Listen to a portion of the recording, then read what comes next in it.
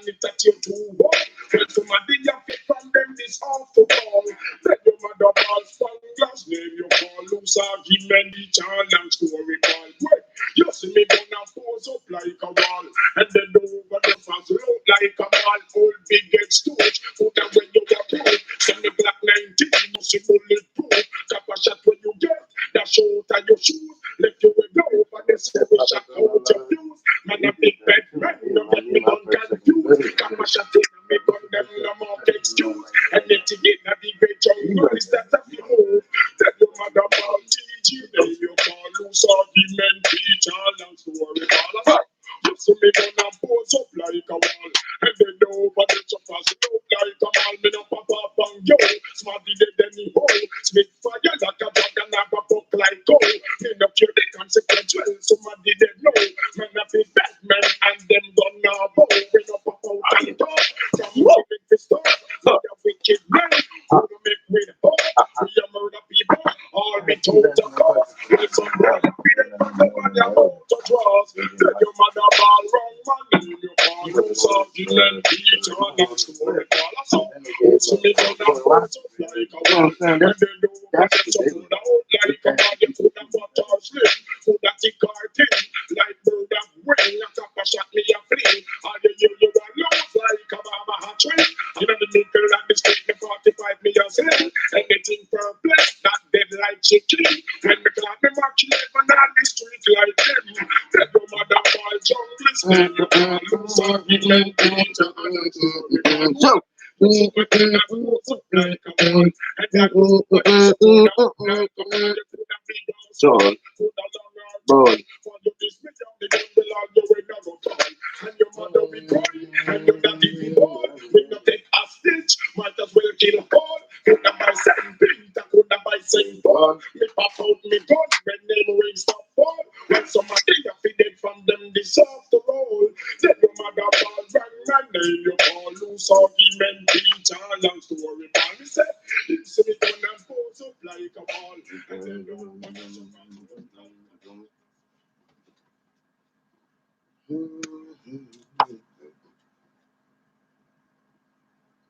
AK, huh? AK-12. Gun of this year. Revolutionary gun of this year. Gangsta is purple. Right. I don't come and say that. When we say purple, We mean that. we don't want somebody to come get flat. How it goes? See ya. Uno better show me Uno on all original diatic gunman. The road say show me Uno still. If Uno ready, we go eat up on me. Gangsta stepping at the back and him afraid. Gangsta brandish the gun and get paid. Gangsta cashless police pump parade. Gangsta right back up in the shade. Gangsta escape done already made. Gangsta can't get catching on no raid. Gangsta can't let the bomb on grenade. Gangsta get away already and dead. I said no son. Gangsta no run from some play. Gangsta no take apology no way. I know son. Gangsta you cannot betray. Gangsta we murder you in a middle day so. Show me who you on. I'm original diary. Who know better? Show me who you see. If you know ready, we go eat up on meal.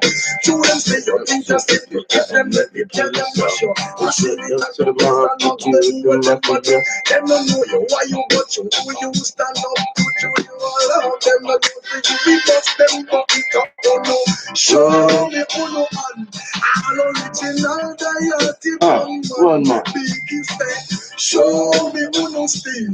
If you know ready, pick up 8 and 1 meal.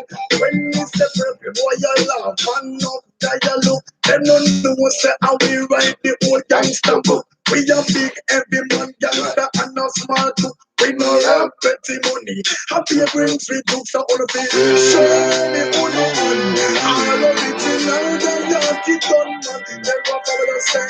Show me who no steal. If you know ready, pick up 8 and 1 meal.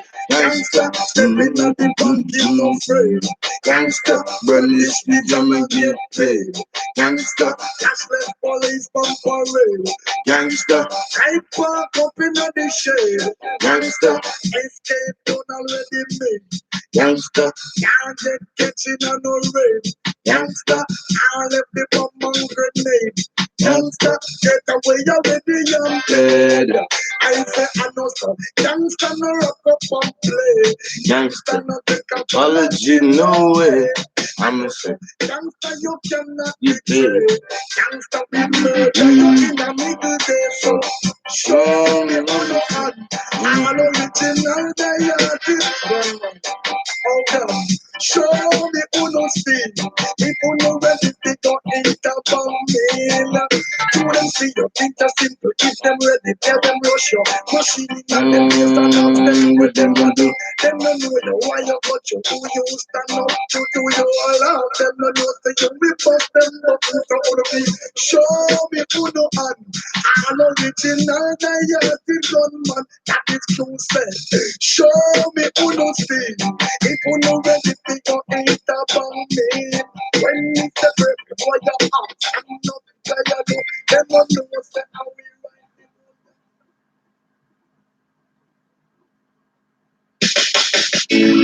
I do. Where program wickedness? Open the ears and listen.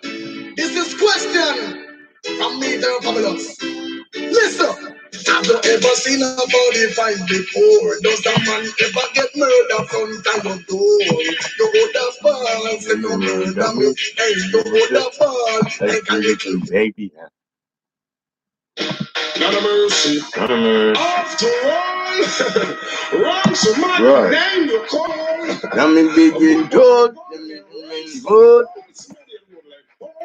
Boy. No, you did your mother ball wrong man name you call. Loose argument, Peter, long story call. What? You see me gonna pose up like a wall. And then nobody suffers look like a man. You coulda big or small, coulda long or tall.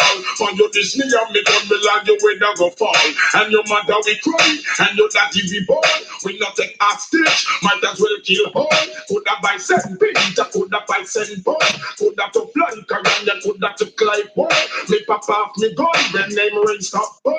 Where you pop two, I gun and me touch you two wall. When somebody you feed it from them this after all. Your mother ball spanglers, name you call loose argument, Peter, long story call. Hey. You see me gonna pose up like a wall. And then you what is supposed to look like a man. Old big head stools, put that when you are pro. Send me black 19, you must see bull. Boy. Kappa shot when you get that shoot on your shoes. Left you with dope, but that's how we shot out your fuse. Man, a big bad man, no get me gun confused. Kappa shot in, and me gun them no more excuse. Anything in a big red jungle is that a feel. Tell your mother ball TG, name your call, who up in men, Peter, long story, all us up. You see me gonna pose up like a wall. And then nobody suffers loud like a man. Me no pop up and yo, smarty dead anyhow. Spit fire like a dragon, I got pump JJ like Parker. Me no care the consequences. JJ. Smarty dead no, man a big bad man and them. I know it's not Jay. From killing for stuff, me a wicked man. That's not different. We a murder people, all we told to Oh, see, that's exactly what it looks like. man, your motor draws. Then your mother ball wrong man, then your Exactly ball loose argument, Peter, long story, call us up. Who see me gonna pose up like a wall, and then nobody support out like a man. You coulda fought or slip, coulda tick or tin, like bird of wing, a copper shot me a fling. All you hear you alone like a barber hat tree. And then the middle of the street, me 45 me a swing. Anything perplexed, not dead like chicken. When me clap me mark 11 on the street like them. Tell your mother ball jungle, name you call loose argument, Peter, and long story call. Hey. You see man gonna pose up like a wall. And I do what they support out like a man. You coulda big or small, coulda long or tall. For you this me and me gun belong you when that go fall. And your mother we cry, and your daddy we born. We not take a stitch, might as well kill all. Not a mercy. After all, wrong somebody name you call. Pop up my gun and then race the fall. Somebody look like ball. Yeah, no, you did your mother ball wrong man. They call loose argument, Peter, long story call. What?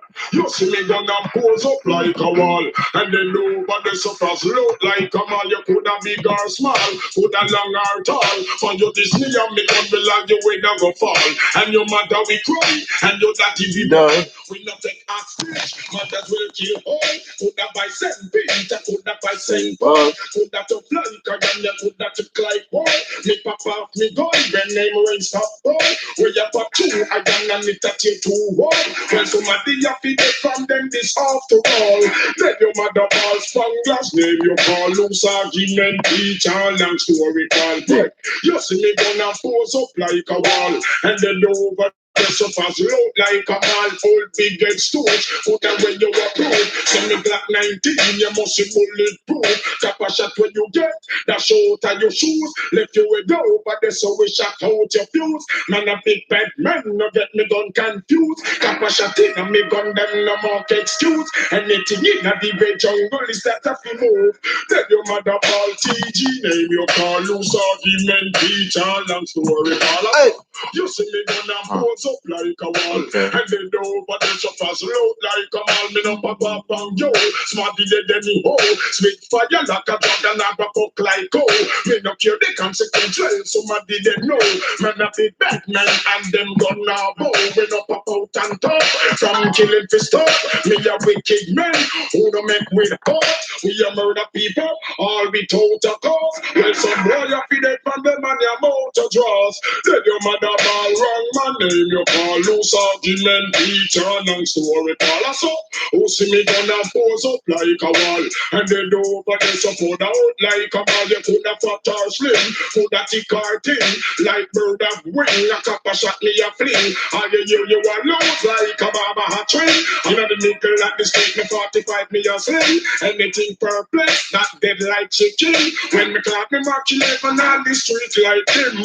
Tell your mother ball junglist name you call loose argument, teacher and long story ball. Boy, you see man gun and pose up like a wall, and I know over the support out like a man. You coulda big or small, coulda long or tall. For you this me and me gun belong you will never fall. And your mother we cry, and your daddy we ball. We not take a stitch, might as well kill all. Coulda by Saint Peter, coulda by Saint Paul. Me pop out me gun when them ring stop fall. Well somebody a feed it from them this after all.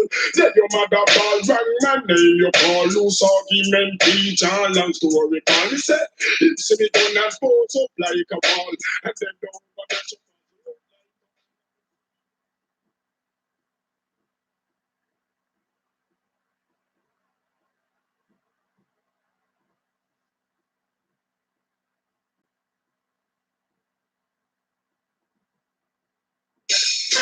Gangsta is purple. I tell you something that say that. When we say purple, we mean that. When we want somebody to come get black. How it goes? See ya. Uno better show me Uno on. All original diode gunman.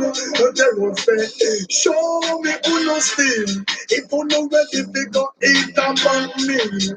Gangsta, stepping at the back and him afraid. Gangsta, brandish the gun and get paid. Gangsta, cashless police from parade. Gangsta, right park up in the shade. Gangsta, head done already made. Gangsta, can't get stretching on no rail. Gangsta, all of the bomb on grenade. Gangsta, get out.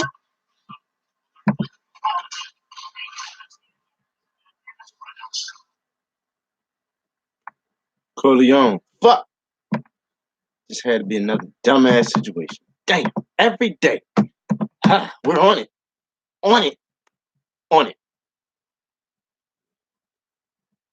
We're on it. All right, pause. Cool. Cool, cool.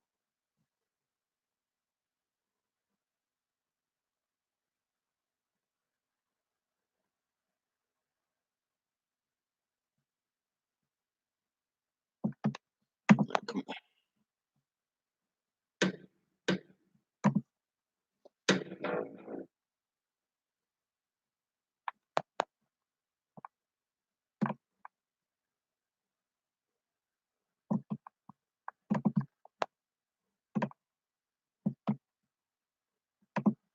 Let's get it. open carrying in the Kentucky Walmart. say that our man was inside the store acting suspicious. Doing what? Scared the shit out of everybody. What happened? He did what you call a Second Amendment audit. You can't do that. And certain people, chiefs, don't give a fuck about none of that shit. They will fuck you up just because. Trust me, I watched them do it. I'm a police. You're not sure with us. I appreciate it. I apologize, you guys. I apologize. People shopping and be scaring the shit out of people when it was just a shooting in the Walmart. Put my shit back. Step off. First, let me say this. I don't open carry, and I have no desire to open carry. Right. Granted, Me I've neither. seen other people do it. I That's don't not- have a problem with them doing it. Right. That's not gonna That being scare me. said, I do tend to think walking into a Chick-fil-A with an AR slung around your back Right. makes you look goofy as hell. Good. But I'm not the goofball police. So besides the thoughts that go through my mind about the aesthetics of open carrying an AR while you're ordering a spicy deluxe chicken sandwich, I really don't care. Besides, who am I to tell another person what they should or shouldn't use to protect themselves? As long as you're not shooting at me or anyone else, do you, boo-boo. Now, I'm a Texan through and through. Right. The notion that Right. Texas is a pro-gun utopia Force you to is be a lie. responsible. And considering all the Sure. metal stickers I keep seeing everywhere, it's just getting worse. Kentucky, on the other hand, is one of the most pro-gun states in the country. Hell, you don't even need a license to carry in Kentucky. If you can legally own a gun, you can legally carry it in Kentucky. So it shouldn't surprise anyone that open carry is legal in Kentucky. Now, as far as I know, Walmart hadn't put up any legally binding signs that say you can't open carry, which means this man broke no laws. Okay, I understand your feelings about what they need to do here and all that, but what you've done here tonight is this response. Okay, that's the issue that we got here. We're not saying you committed a crime or anything. I know it. It's not a good idea to be doing that. You could make the argument that this guy was just being a dick, considering Walmart asked people not to do this. The same way, I can make the argument that Walmart stores just a virtue signal. But it's their company. They can come up with whatever policies that they want. And people can True. choose to spend their money elsewhere because True. of these policies. True. Having said all of that, legal or not, Walmart let it be known that they didn't want anyone open carrying in their stores. And most people are not used to seeing people open carry. And the fact that there was just a mass shooting at a Walmart in El Paso not too long ago, people are going to be extremely sensitive to the presence of a gun on anyone other than someone who's law enforcement. So nothing that happened here should surprise me, you, or this guy. Right. Honestly, I'm surprised he wasn't arrested. Not Right. because I think he should have been, But but the because a alarm. lot of cops don't know or understand the intricacies of gun laws in their state. Not because the cops are dumb, but because gun laws, second only to tax laws, are some of the most confusing laws in the country. Walmart, on the other hand, is full of shit. When Walmart announced its new soy policy about no longer selling certain ammo and asking people not to open carry in their stores, their CEO was on record saying, and I quote, "We will treat law-abiding customers with respect and we will have a very non-confrontational approach." Okay. Given what's after today, and all versus as the manager, she's saying that they don't trust us. Say that or here's what we can end with. Non-confrontational approach? You saw a law-abiding gun owner carrying a gun and you saw the cops on this man and then banned him from all of his stores nationwide for doing something he was legally able to do. I've seen him in main fight for less confrontation. He was surrounded by 7 cops. You didn't even let him finish his purchase. Do you think any of your gun control states would prevent criminals from accessing guns? Do many votes on today's committee hearing and judiciary? Just shoot the nigga and he'll find out, fuck, criminals are out to get me. That's what you call the mafia. Saying that he was aware that he was banned from all Walmarts nationwide.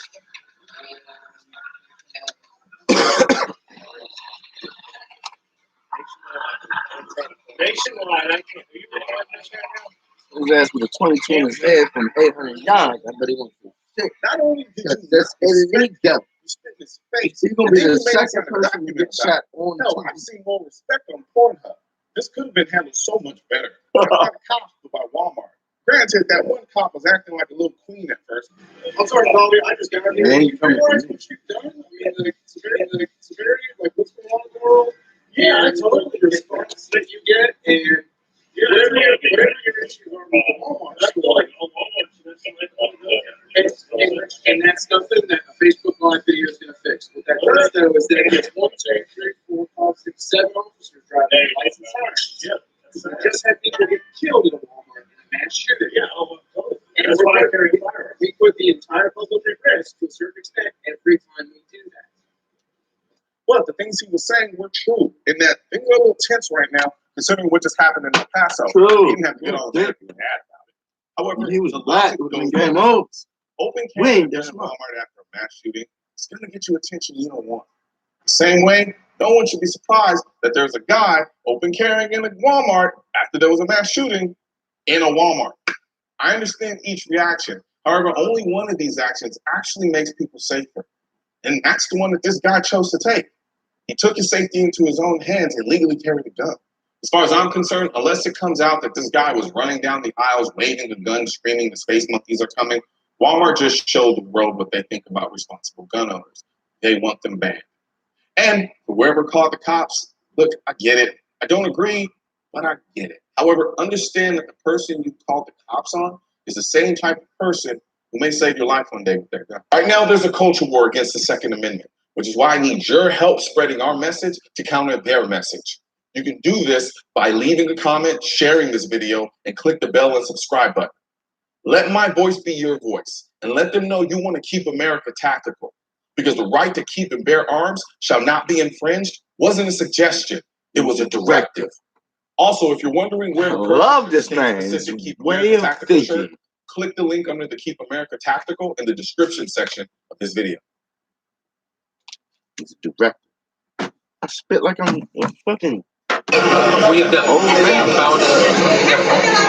I'm Andy Betterman of the law firm of Greenberg and Betterman. Okay? That's my man. Get together to form this event. We became friendly, and he told me about his A charity. real Jew. A real Jew who breaks his sweat for people. And he know how to fight against money shots. That's why I fuck with him. You know how to fight money shots. If you can fight a money shark, you're on my side, huh?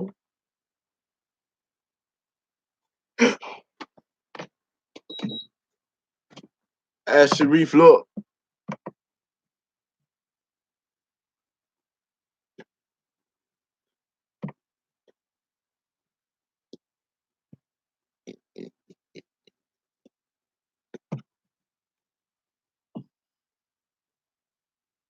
With his thyroid, just doing his own thing.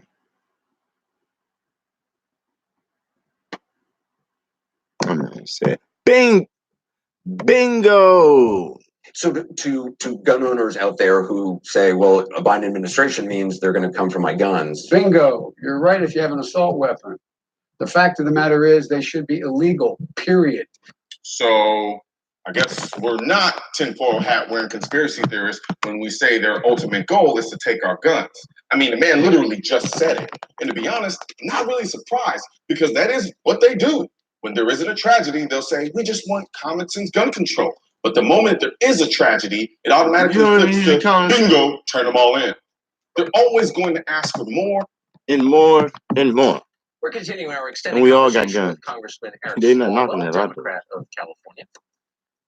So you've talked a lot about Russia, but you've also become known for your position on guns, and you're one of the very few Democrats I think who's been honest about that.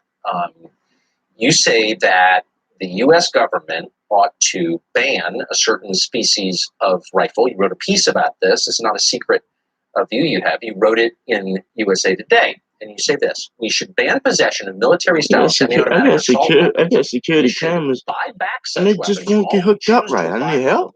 Honestly, we should criminally prosecute any who choose to defy it by keeping their weapons. We should confiscate this entire class of firearms. I'm a What do you racist think would bitch. happen if the federal government tried to do that? Well, Tucker, did you read the op-ed? I did. I just quoted from it extensively. Yeah, I'm not calling for a confiscation. What Oh, I'm you got saying the is we should haircut like my grandma. invest in That's the scary buyback. as shit. That we should restrict any weapons that aren't bought back to gun clubs, hunting clubs, shooting ranges. Keep them there where it's safe, not on our streets. And if you were caught, just like if you were caught, with drugs or anything else, that probable cause to go into your home, and you had one of these weapons, yeah, you'd be prosecuted. I've never suggested sending troops out. I'm going to quote an old collecting, friend of mine called confiscating. Eric Swalwell. He's a congressman from California on the Intel Committee. Can you get back on the screen, please? I'm just going to quote once again. And we should buy back those weapons, and I'm quoting, criminally prosecute any who refuse to choose to defy it by keeping their weapons. So you're going to prosecute people who don't give up their weapons. That's gun confiscation. If they're caught with them, yeah. We're not sending troops. We're not sending troops door to door. So, but what do you think? What do you think would happen? I mean, do you think, because of course the overwhelming majority of those people are law-abiding, have committed no crime, have no plans to commit a crime. You would instantly turn them into felons. Do you think that you would have a civil war? Are you worried about that? What do you think will happen if we do nothing? You think more kids will be killed? I'm not. You think I'm not more arguing concerts will be shut up? More churches will. I'm not arguing on behalf lose of doing nothing. I'm critiquing your very specific suggestion for what we. And you're a lawmaker, so this is meaningful what you said. And I trust the American people are law-abiding, that their weapons could be bought back, or keep them in a gun club. You don't have to give it up. But what if you want to keep them in your home and you've done nothing wrong? You haven't hurt anybody, and now you just made them into felons. Yeah. No. There's no troop roundup here, Tucker. No, you just made them into felons. You just said that in the piece. Look, I'm not making this up, but you wrote that. So what do you think? Like, if I'm a gun owner and I have one of the weapons that you say should be banned, and I don't feel like bringing it to a gun club, I feel like keeping it in my bedroom closet. I don't think you're giving the American people enough credit that they'd be law-abiding and that they would obey you. Well, or else they'd be criminally prosecuted. No, I'm suggesting we have a conversation in Congress and pass a ban like this. They would be obeying the law. Would you apply as written by you? It would have to be passed by. Would you apply these standards to yourself and your fellow members of Congress? Absolutely. Okay, so not cops though. I don't think cops should be outgunned. So your bodyguards could have any kind of guns. I don't have bodyguards. Yes, you do. I was there today. No. You have many bodyguards. I don't have bodyguards. There today. I don't personally have bodyguards. Just there today. You're trying to buy bodyguards that I pay for, and they're police officers. They're sworn. They're trained. They're there to protect you. And they shouldn't be outgunned. And that's the problem. I have two brothers who are cops. Hold on. My dad was a cop. They're outgunned. But your bodyguards would get to have any kind of gun. They want to protect you, but I wouldn't have. I want them to protect me. I want them to protect the people who are getting shot up in the schools. But that's not. No, Capitol Police exists to protect you. No, this isn't about Capitol Police. Well, no, but it is though. It's not the kids who are dying. It's about me in their schools. They're afraid to go to school tomorrow. I hear a book drop. No, but hold on. They think a shooter's walking into the classroom. Don't they deserve to be protected? They do. And so let's protect them. Amen. Why do you need an AR-15? I don't know why you need to protect your house. You have them in your building where you work. Police officers. No, your bodyguards. Don't denigrate the cops. I'm not denigrating them. They work hard. Glad they're there. They shouldn't be outgunned, and they're outgunned right now. Wait a second. I went to the funeral for 4 police officers who were killed by an assault weapon. You don't actually care more than I do. We care the same. So it's not a question of care. Do you think cops should have guns? I think that your bodyguards should have the same guns that I have to protect my family. They're America's bodyguards, Tucker. They're not. They're don't denigrate them like that. I'm not denigrating them. Do you really think they come to my house to protect my wife while I'm at work? If you call the police, yeah. Oh, but can I have a Capitol Hill when you go to work? They hang out and protect you. They're protecting the constituents. No, they're protecting you, actually. I don't have to. So why not? Hold on. Why shouldn't my wife have the same firearm at home that your bodyguards use to protect you? Is that fair or is that unfair? Why is that unfair? That's a ridiculous argument. But why? It's absolutely ridiculous. Why is it ridiculous? Because you're more important than me? No, I don't. You are trying to. No, I'm asking a sincere question. Why should you get to protect yourself? Our cops should not be outgunned. No, period. I'm talking not our cops. Our military shouldn't be outgunned. Your cops, your Capitol Hill Police have. Why don't we just limit them to the same gun I can have at home? Why can't we have a real conversation about this? This is a real conversation. Why is it nonsense? You're putting your life. You're calling cops bodyguards, and that's disrespectful to them. I'm not calling all cops. Police week was last week. They were all here in town honoring the fallen, and you're calling them bodyguards. My dad was a cop. He's not a bodyguard. No, bodyguard protects people. Do you know that's ridiculous? Do members of Congress have bodyguards? I know this whenever I see a bodyguard, man. That is so disrespectful. They are. No, and they're sworn police officers. Pays for them. I was in the Capitol your kids. No, they're in your our families. Can I get the same in my office? They shouldn't be outgunned. Taxpayers can pay for it. They shouldn't be outgunned. They're outgunned today. Outgunned today. If I walk down the hallway, nigga, I'm outgunned. I carry 10 rounds in every magazine at work as a law enforcement officer. And I think they watch. And y'all niggas got 30s. A gun. I'm clearly saying that you have better protection than I do, and you're saying that my family doesn't deserve to have specifically set up for my dad. You get to decide what we can protect ourselves with, but believe you're not going that to you can in protect any yourself. way You take the ability to protect you away from the Capitol Hill Police. I'm saying that every police officer in America today is outgunned for their safety and for the safety of the people they protect. We shouldn't have assault weapons. Right. You just don't want to apply the rules to yourself. I get it. I wouldn't either. You know what I mean? I care.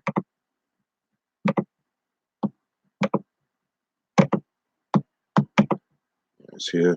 Oh, that was a chest shot, man.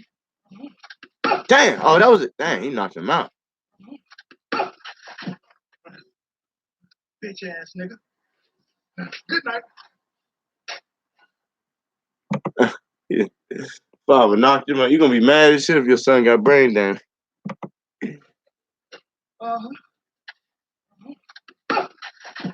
Damn, knock this ass.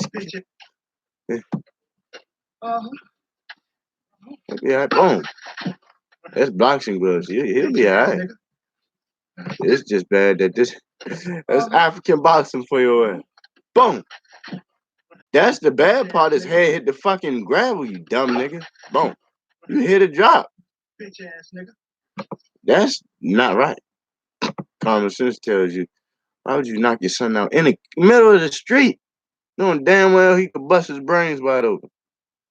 His motherfucking mother gonna fuck him up for knocking your son out in the street. You know what I'm saying? At least do it in the house. His head fall. He ain't gonna hit that clump the way. You know what I'm saying? Over there trying to get his legs. You know? I got knocked up before too, but it ain't happen like that. I got the fuck back up within less than a second. That's the difference. Your ass was up. I got knocked down, I guess. I ain't never get knocked out. That's a good thing, man. Care about protecting my Oh, family. let's protect the kids first. That seems like the my first place kids to in my start. house. I agree. Thank you very much. Yeah, my pleasure. For safety and for the safety of people to protect, we shouldn't have assault weapons. Right. You just don't want to apply the rules to yourself. I get it. I wouldn't either. You know what I mean? I care about protecting my Oh, family. let's protect the kids first. That seems like the my first place kids to in start. my house. I agree. Thank you very much. Yeah, my pleasure. Because they live in my house.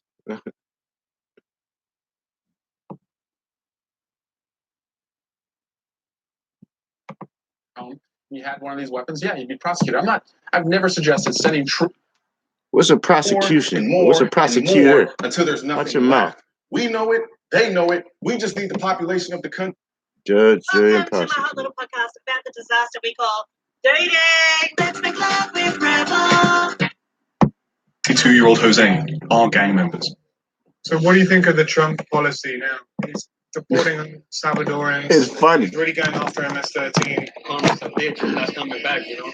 We have done a lot of, I'm not gonna say me personally, but we have done a lot of Salvadorans. He's really going after MS-13. Karma's a bitch, and that's coming back, you know.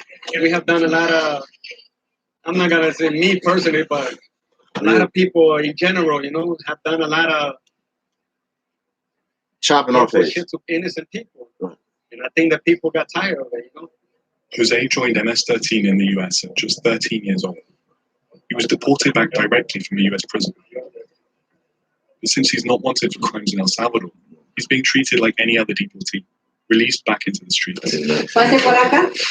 He's convinced he'll be killed any day by police or rival gangs, and he thinks his best chance to protect himself is getting straight back into the game. Once the police find out where I live at, they're gonna come and snatch me, and they're gonna kill me. My friend got sent back 6 months ago. They killed him already. So you put me in a position that I don't want to die for no reason, man. So between me and you, who you think gonna go first? You, because I'm gonna pull the trigger, you know? Jose has good reason to run, because while the US wants MS-13 gone, the Salvadoran government wants them dead. Inside neighborhoods like this, the police and military are ramping up their hunt for gang members. These patrol units search anyone they find for tattoos or evidence of gang activity. In which areas do you have gang activity? Do you also have MS-13 in rural areas too? Aquí son MS, bien accidentado el terreno, lo que le da a ellos una ventaja en cuanto a poderse esconder de la autoridad.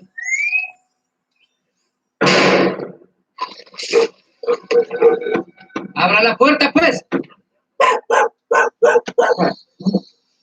Vamos.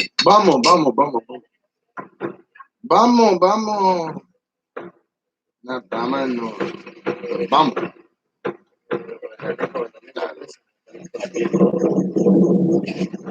Under the cover of darkness, these joint operations involving hundreds of armed police and elite military units raid the homes of suspected gang members while they're asleep. ¿Dónde traje? Poner en la casa. ¿Cómo es el nombre?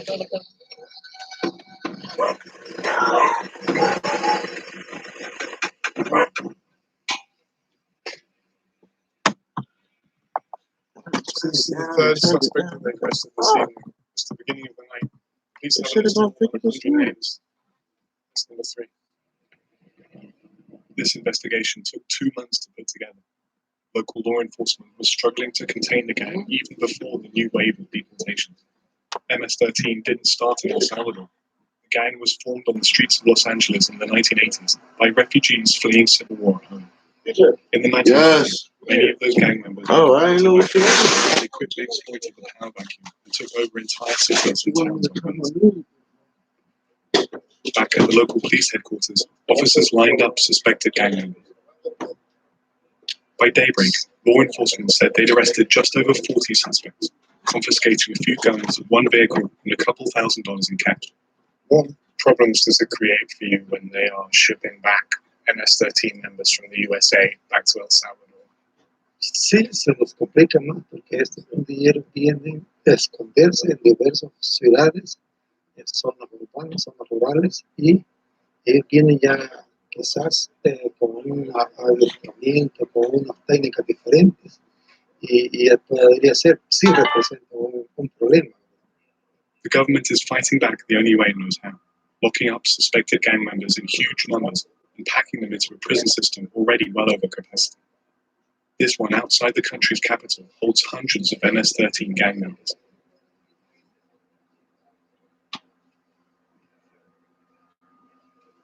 Why do you think Donald Trump is targeting MS-13? Why is that happening?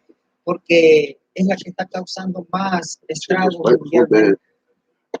Más que todo. Es la que tiene más, o sea, no piensa si va a dejar en infartar niños, si va a dejar en niños. O sea, que no piensa nada de eso, ellos solo piensan en destruir nada más. These guys say they're trying to leave again. Some even have an X they've tattooed over their letters to show they're serious. What happens when you get out? I mean, if you get out and NS guys see that you've crossed out and left the gang, is that a problem? Tratan de hacer muchas cosas de diferentes maneras, tanto como la familia de uno, como a uno, pero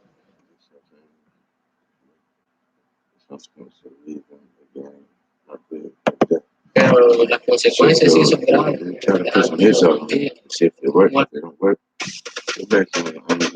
I am a circular chamber. I'm a part of public places. I'm an advocate and environmentalist. We build things. We're makers. I'm always going to be optimistic and positive. Por la muerte.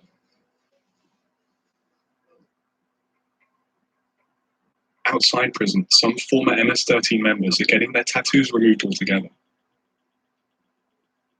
This is MS-13? El logotipo de la pandilla es una edad. Esto es la seña que se hace. Aquí dice madre. Junior served 14 years inside Zacatecas maximum security prison. Between them, he and his friend Nicole have been shot more than 13 times. They're now living in a halfway house for ex-gang members, and they say the gang members were on the defensive here in El Salvador and back in the United States. Contacto estoy con un primo que pertenece a la pandilla MS allá en Estados Unidos, y él lo que me dice es de que él tarde o temprano lo van a deportar, o tarde o temprano lo pueden asesinar allá mismo también, porque dicen de que ya siente la mayoría de personas allá, los pandilleros, con temor ya de que el gobierno los ha tirado un plan de como le quisiera super mano dura también, de que endurecer las leyes en contra de ellos. Ya hablan de estar aquí. Junior and Nicole now go as far as to wear concealer to hide their face tattoos when they leave their home. They're hoping it helps them avoid detection. Why is deportation not a solution for this problem? Porque cuando están en el aeropuerto, allí mismo ellos, hay uno, de repente a los 4 o 3 días amanecen muertos. Entonces, y lo que está generando así es desestabilizando más el país.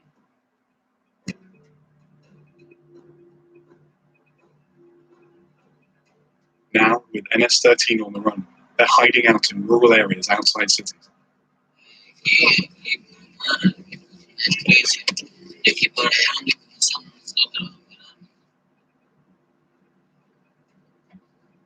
What would happen if I was going to come in here by myself without even talking to you?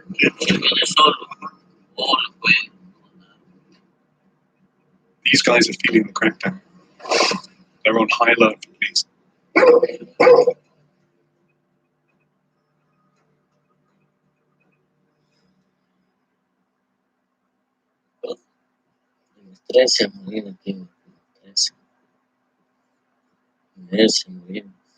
These MS-13 gang members go by the name Smiley and Crazy One.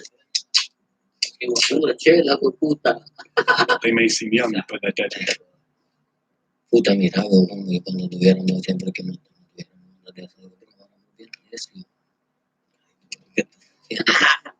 They say the rhetoric from the White House has struck a nerve and warn that the death toll will rise. Donald Trump right now, he's going hard against MS-13. Do you think this is going to work? I mean, sending people back here to El Salvador from the USA, it's going to make the gang weaker. Nunca lo va a lograr, el viejo maricón es que saca. El presidente está arriba de la verga, pues, ¿me entiendes? El maestro está la verga. El maestro no sabe con el monstruo que se enfrenta. Porque se manda 5 para abajo, van 15 para arriba. How does MS control the neighborhood? And you can't even see them. ¿Dónde está que la policía, me entiendes? Vamos, así como está organizada, también la pandillas sí están organizadas, ¿me entiendes? Creen que con su inteligencia nosotros los van a debilitar y lo que están haciendo es dando fuerzas para seguir adelante. Porque nosotros poco a poco les vamos viendo sus puntos donde podemos caer. That's big talk from gang members who have seemingly gone underground. But the fallout of the government's anti-gang crackdown has led to deadly results on the streets. Scenes like these occur nightly. Some of the victims are police, some gang members. Often it's civilians caught in the crossfire.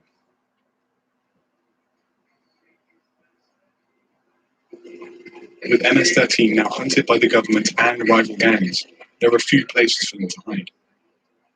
We met back up with Jose at one of the only places he feels safe, a local cemetery near the town where he now lives with his aunt.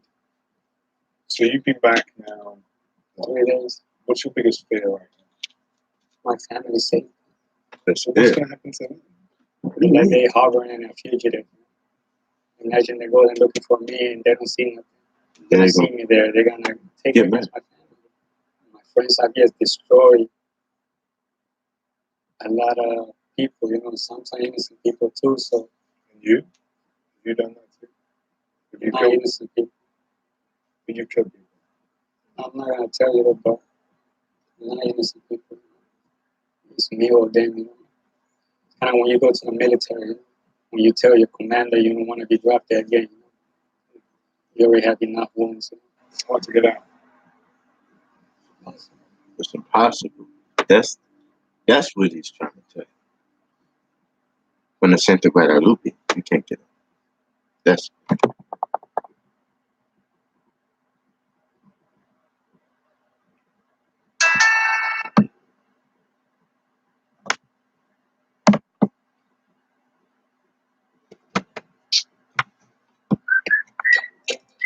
Most homeowners insurance providers can give you a quote online, but you know what they can't give you online? That's right, homeowners insurance. At Lemonade.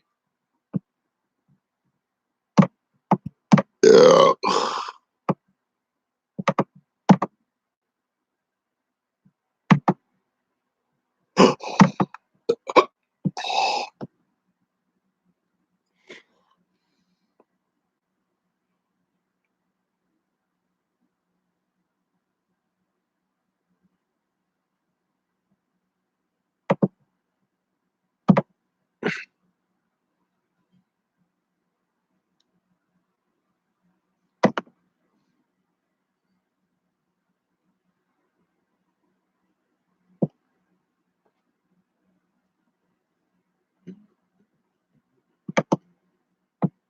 You not woke. Wakanda, everybody had guns. Spears and everything else you need. No guns in Wakanda. After countering criticism, including from me, for that interview on NRA TV, which the NRA posted on the same day of the March for Our Lives rally.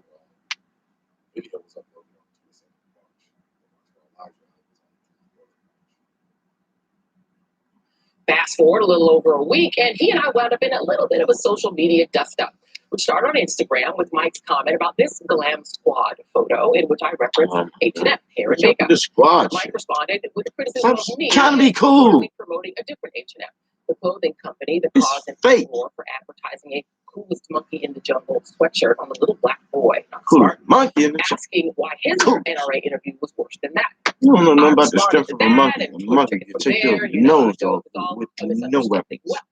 We decided that even social media media created opportunity for dialogue, and there are much bigger issues at stake than my brand mix. And so, man. Oh, did I just say that?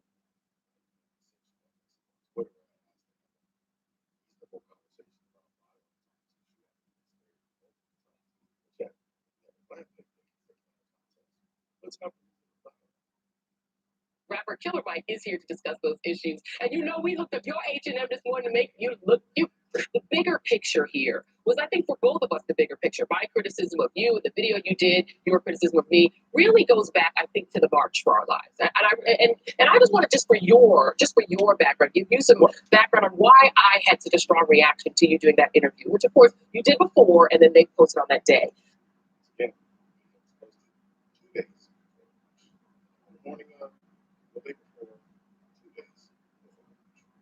The morning that your video was posted, that Coleon Noir is what he calls himself as a lawyer. The day that they posted that video and that you started trending for that, they also posted like a series of tweets at me. So let's do E6 first. They posted a series of tweets with him tagged in it or him forwarding them that were really like kind of inflammatory, you know, going after David Hogg, going after the Reverend Al, talking about rape is a real thing, saying they only want to hear from Black people, agree with them. And so I guess in 2018, for Majority Reed, rape isn't a real thing.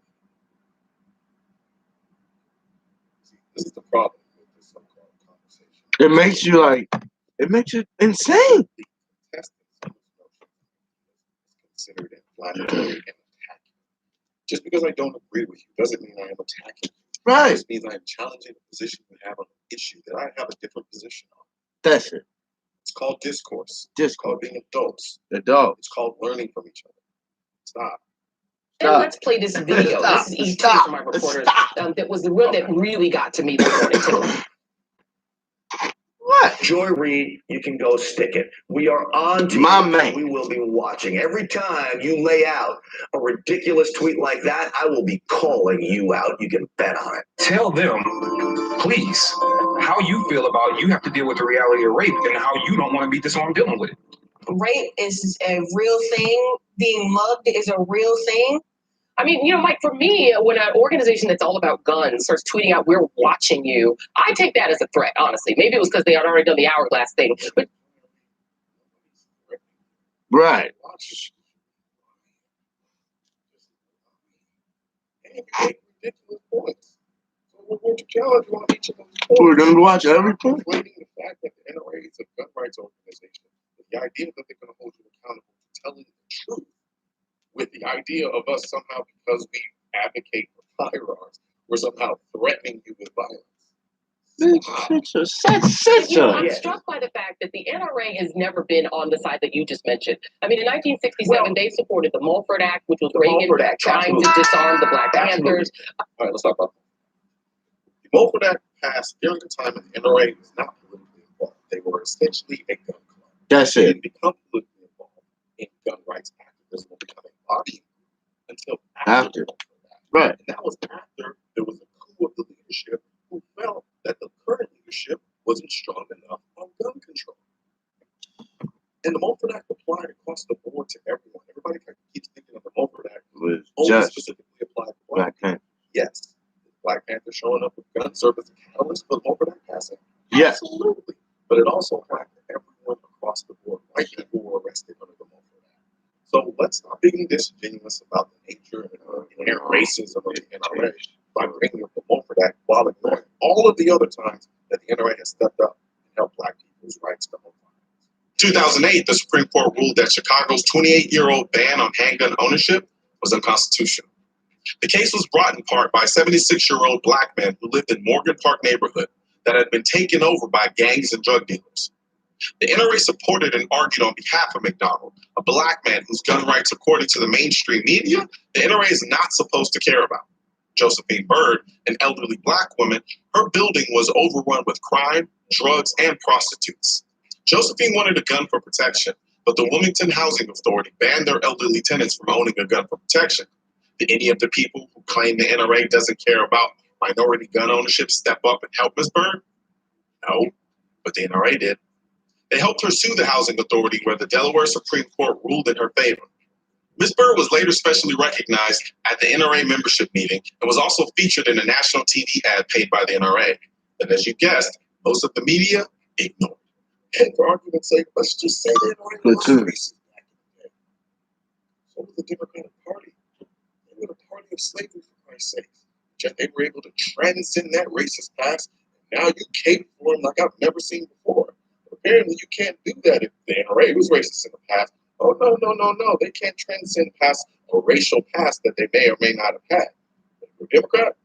Yeah, sure. Y'all were the party of slavery before. But no. They changed. They're no longer like that. When Philando Castile, who was a lawful gun owner, was shot dead by a police officer while he's in his car doing the right thing, saying he had that gun.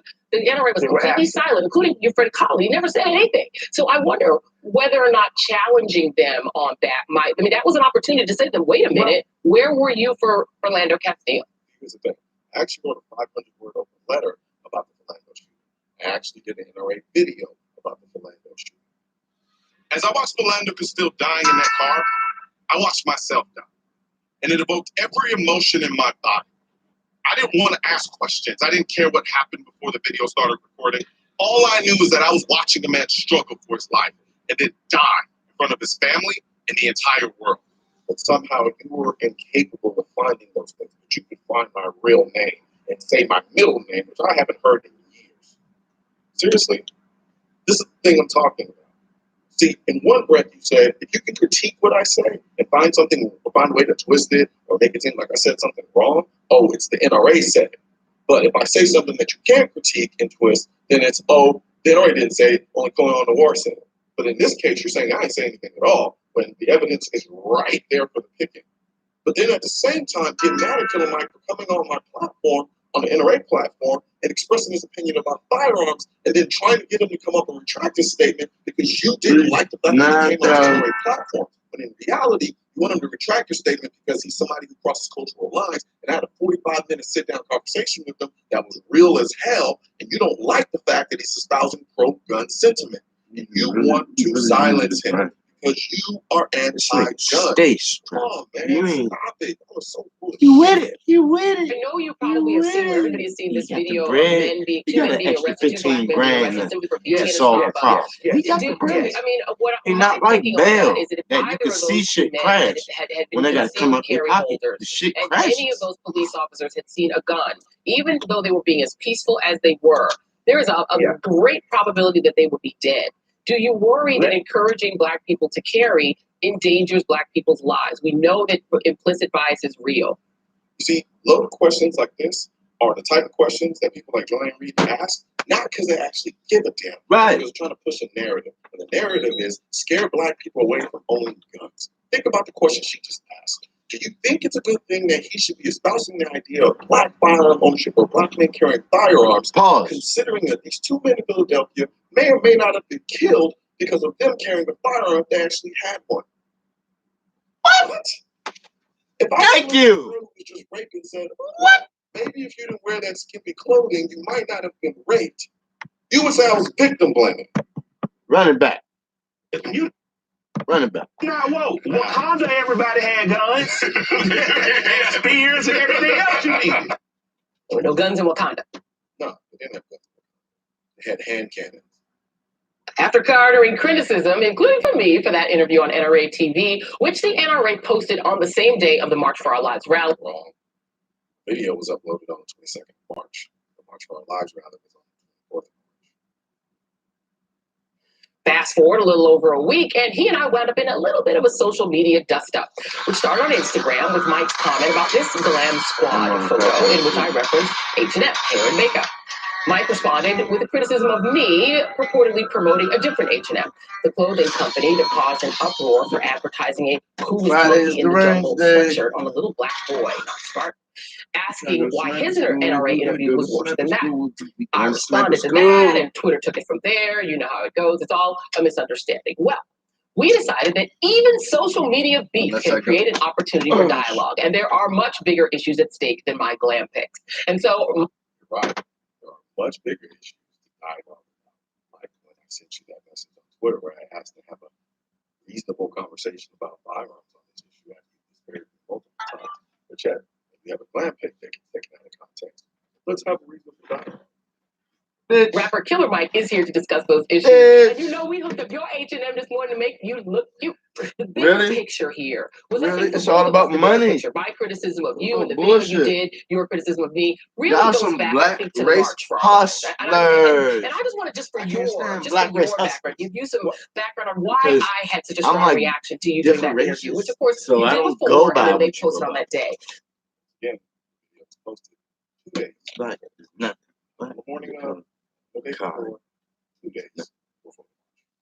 The morning that your video was posted, that Coleon Noir is what he calls himself as a lawyer, the day that they posted that video and that you started trending for that, they also posted like a series of tweets at me. So let's do E6 first. They posted a series of tweets with him tagged in it or him forwarding them that were really like kind of inflammatory, you know, going after David Hogg, going after the Reverend Al, talking about rape is a real thing, saying they only want to hear from Black people who agree with them. And so I guess in 2018, according to Joanne Reed, rape isn't a real thing anymore.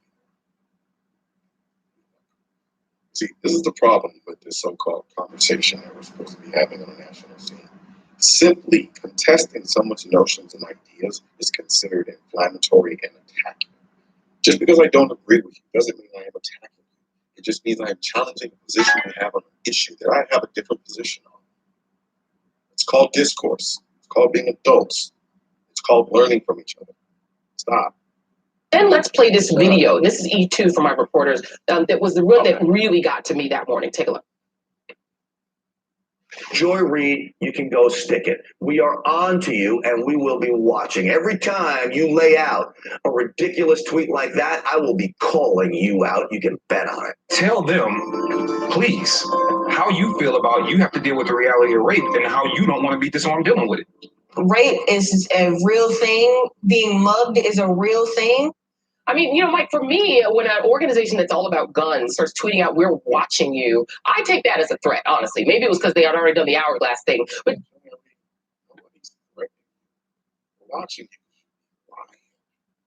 Just lying. And you make ridiculous points. So we're going to challenge you on each of those points. Stop conflating the fact that the NRA is a gun rights organization with the idea that they're going to hold you accountable to telling the truth, with the idea of us somehow, because we advocate for firearms, we're somehow threatening you with violence. Stop. But, you know, I'm struck by the fact that the NRA has never been on the side that you just mentioned. I mean, in 1967, they supported the Mulford Act, which was Reagan trying to disarm the Black Panthers. All right, let's talk about the Mulford Act passed during a time when the NRA was not politically involved. They were essentially a gun club.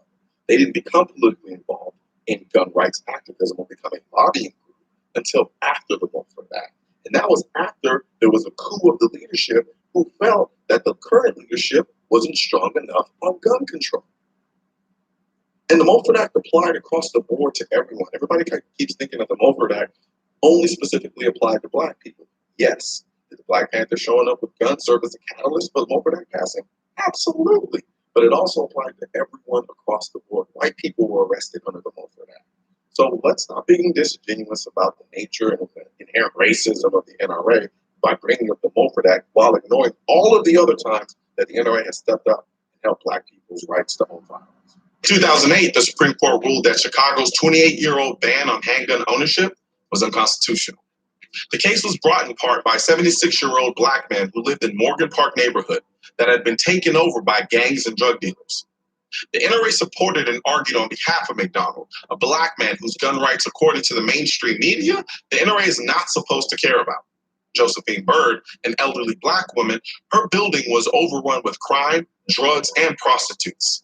Josephine wanted a gun for protection, but the Wilmington Housing Authority banned their elderly tenants from owning a gun for protection.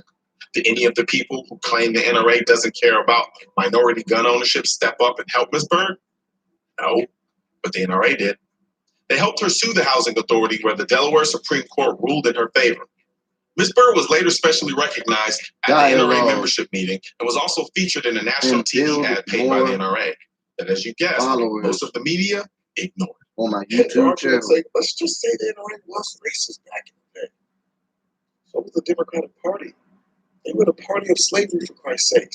Yet they were able to transcend that racist past, and now you cape for them like I've never seen before. But apparently you can't do that if the NRA was racist in the past. Oh, no. They can't transcend past a racial past that they may or may not have had. If you're a Democrat, yeah, sure. Y'all were the party of slavery before. But no. They changed. They're no longer like that. When Philando Castile, who was a lawful gun owner, was shot dead by a police officer while he's in his car doing the right thing, saying he had that gun. The NRA was completely silent, including your friend Carl. He never said anything. So I wonder whether or not challenging them on that might, that was an opportunity to say to them, wait a minute, where were you for Philando Castile? Here's the thing. I actually wrote a 500-word open letter about the Philando shooting. I actually did an NRA video about the Philando shooting. As I watched Philando Castile dying in that car, I watched myself die. And it evoked every emotion in my body. Right. I didn't want to ask questions. I didn't care what happened before the video started recording. Right. All I knew is that I was watching a man struggle for his life. That's it. And then die in front of his family and the entire world. Talk to us. Somehow you were incapable of finding those things, but you could find my real name and say my middle name, which I haven't heard in years. Seriously, this is the thing I'm talking about. See, in one breath you say, if you can critique what I say and find a way to twist it or make it seem like I said something wrong, oh, it's the NRA said it. But if I say something that you can't critique and twist, then it's, oh, the NRA didn't say it, only Colin Noir said it. But in this case, you're saying I ain't saying anything at all when the evidence is right there for the picking. But then at the same time, get mad at Killer Mike for coming on my platform, on the NRA platform, and expressing his opinion about firearms, and then trying to get him to come up and retract his statement because you didn't like the fact that he came on the NRA platform. But in reality, you want him to retract your statement because he's somebody who crosses cultural lines, and I had a 45-minute sit-down conversation with him that was real as hell, and you don't like the fact that he's espousing pro-gun sentiment, and you want to silence him because you are anti-gun. Come on, man, stop it. Y'all are so full of shit. I know you Now probably you have seen cussing like this video of two men being arrested, two black men being arrested simply for being in a Starbucks. I mean, what my thinking on that is that if either of those two men had been concealed carry holders, and any of those police officers had seen a gun, even though they were being as peaceful as they were, there is a great probability that they would be dead.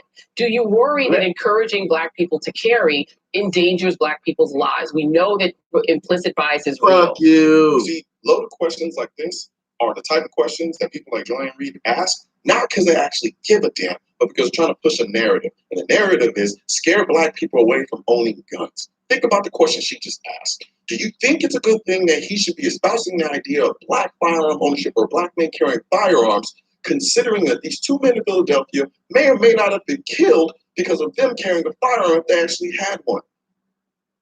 What?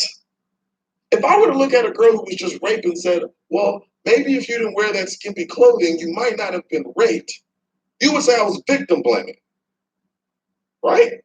But now in this situation where you have cops doing something they probably shouldn't have been doing in the first place, instead of blaming the cops or asking why the cops are treating these dudes in the manner in which they're treating them, no, you're asking Killer Mike, well, should you be employing black men to carry firearms, considering that there are some cops out there who do bad things and may escalate the situation, may kill the black man for carrying a firearm?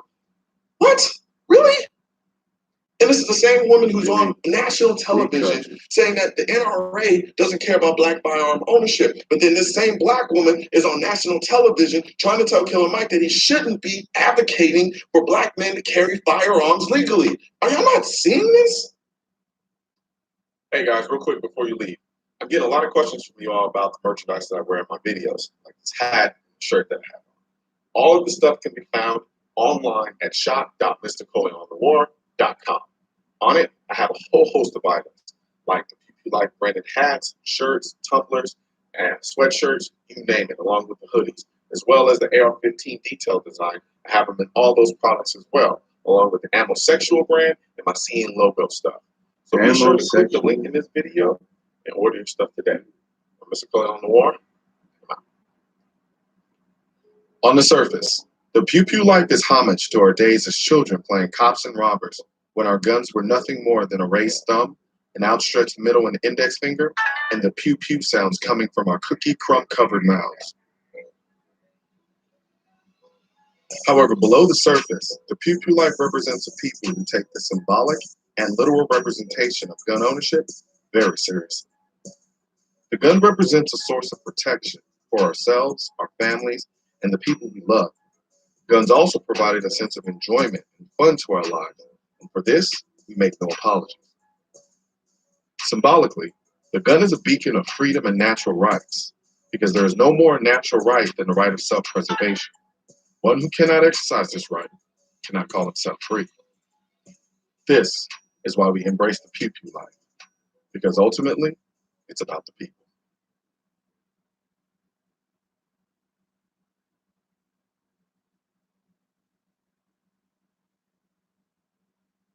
You're trying to disarm me illegally.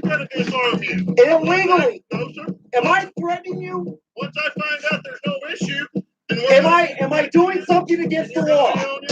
Am I doing something against the law? Back in March of 2013, I was hiking with my son. I had a rifle on me, as we always do out in the country. And a police officer came up because somebody had called the police about a man walking down the road with a rifle. And so halfway through our and he threw your dumb ass on the fucking car. I remember. Doesn't tell me what he's doing. Doesn't have his lights on. He asks, "What are we doing?" You threw your little dumb ass. What the fuck? You just walking around with an AR? That's what happened. Let's talk about that. That's what happened. You was ready for your little dumb ass. Bitch, I'm carrying them motherfucking gun up in my city. And blow ass to smithereen, boy. I tell you what.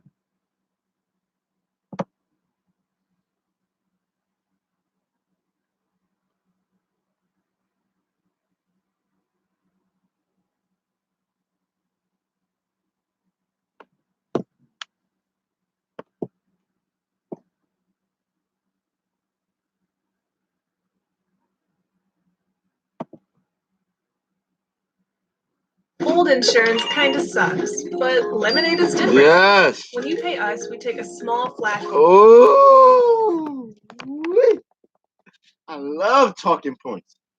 I love good dialogue. Man.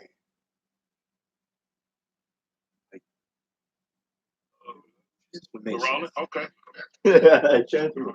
In order to have it down and disagree. So we're here to make It's people amazing. mad. Yeah. How you doing, man? Oh man. Had a conversation. Yeah, we talk a lot. Let's just jump right into it, man. Like guns. Guns. It's volatile. Yeah. Political, divisive, and personally, I don't understand why guns are political. I don't think it should be. Well, they are political in that our Bill of Rights guarantees us the right to own. Exactly. I don't think they should be standpoint of being divisive as they are based No, on they our should. party They lines. should be. They should. And that's to me the thing that kind of really throws things off.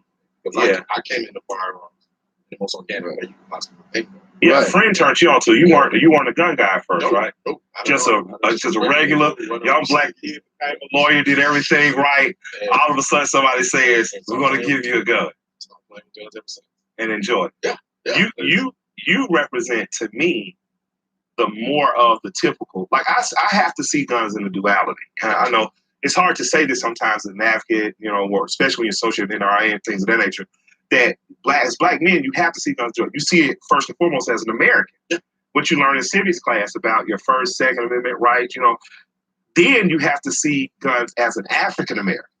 And they have helped us tremendously in our fight for freedom, justice, and equality in this country. So for me, guns are an applicable tool in terms of fishing, hunting, farming. Because I grew up in the South, my people were raised in the rural South. My grandparents, my father was a former police officer. He's a huge gun advocate. Most of the men in my family are gun owners and actively shoot. So for me, there's the experience of being a Southerner, and as a black guy, just we only 54 years out of apartheid, and most people don't ever approach that, but that's very true. We're only 50. My dad is 62. He was born in apartheid, and I'm not talking South Africa, I'm talking about American. So, and then as an American, there's something to be said for any republic that wishes to make sure the balance of the proletariat versus what potentially could become an oligarchy is there, and that's what our second amendment provides for. You're able to resist tyranny should you choose to. Yeah. No, and the weird thing is that the duality of consciousness. Yeah. She spoke on being a black man, black gun owner, and then being a gun owner. Absolutely. They're one and the same, but they're different. They are different. Right. They are different experiences, even from my standpoint. I knew, when I first started carrying guns, there was that duality of consciousness. Yeah. Because there were so many things that I couldn't see the aspects that I had. Right? So I'm like, man, I'm carrying a gun. Right? What happens when I get pulled over? How are they going to treat me? What's this going to look like? What are people going to think? I was terrified. And you have to talk a cop through a stop. That is a difference. Like, people say, what's the difference? The difference is I know when I get pulled over as a black gun owner, I get to keep my hands on the wheel and let this cop know, because this cop could be scared. And more than likely a cop is scared. And that's not my fault. That's the media's fault. For always pushing the line that the big angry guy or the black guy, that's not, when you look at crime in this country, most crimes are committed by white people, purely by the numbers. But if you looked at the media, you think black people were raving lunatics, killing everything moving. So I understand policemen in the first place. So I understand when I get stopped versus, say, my rap partner would get stopped. He was a white guy. Hey, I have a gun. Me, there's a gun in this car, officer. I'll be happy to get out of the car. When you tell me to get out of the car, I'll tell you where the gun is. You can remove the gun. But what I don't do is reach for my firearm to show the officer. I don't reach for my wallet to show the concealment. None of that. And that is a part of the duality. But if that bit of uncomfortableness is all I have to endure in order to be a person that makes sure I can protect my life, the life of my family, and possibly resist tyranny one day, I'll deal with that uncomfortable. Absolutely. I think it was interesting to point out the correlation between the perception painted by the media. Yeah, we know you the shotguns, nigga. You can't even act. Right? That's what I'm saying. We know you that. You got guns. You take a white person who lives in an area that's predominantly white. You can say they live in rural America. You don't live with them. You feel me? Men that need them. And you take this and they don't come to you. Only interactions. Black people is by way of media, right? Besides hypermasculinity, I can't.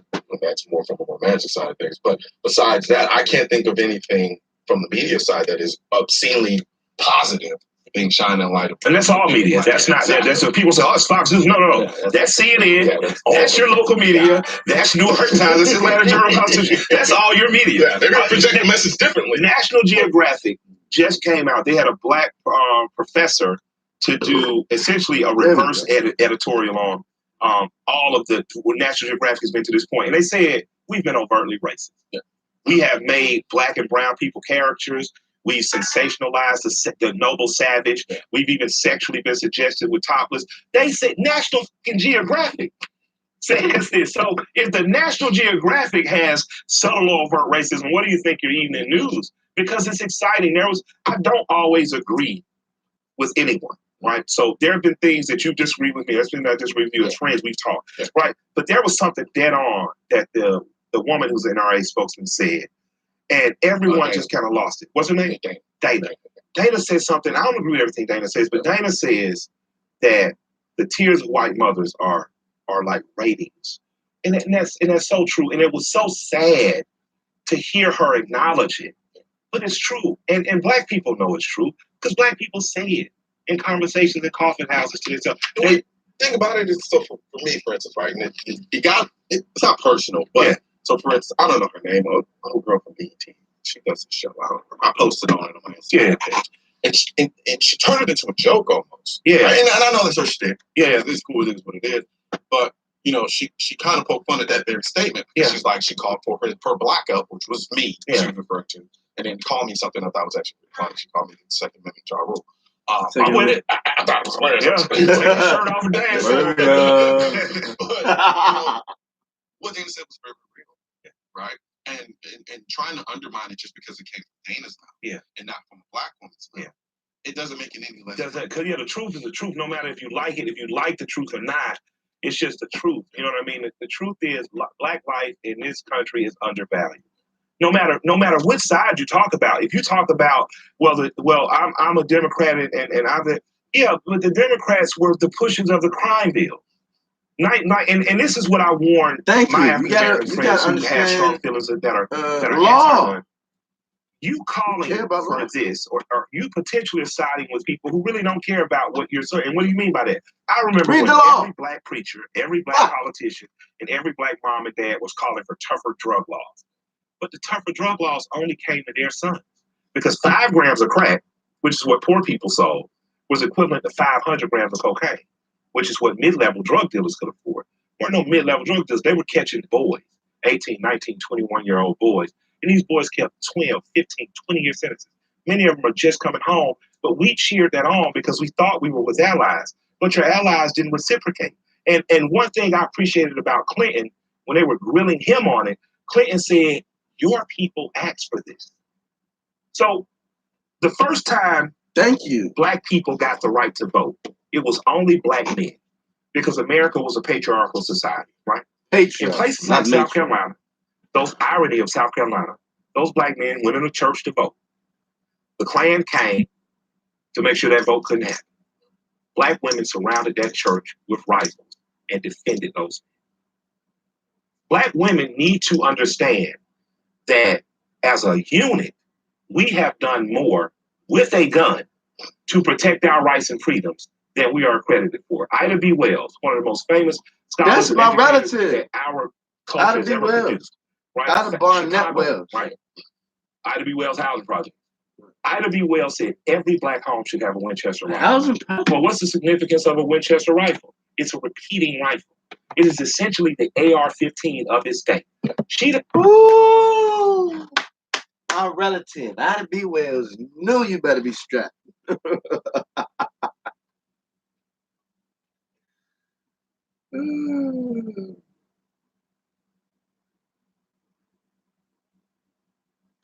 Ida B. Wells. NRA.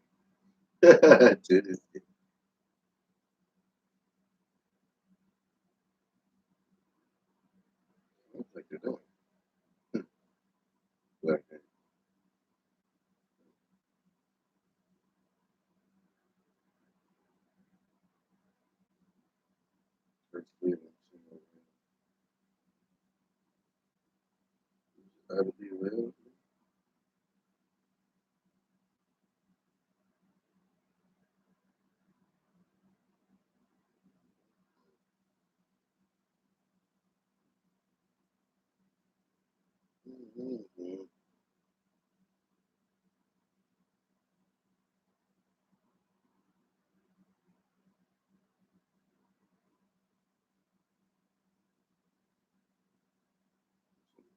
Maya Bay.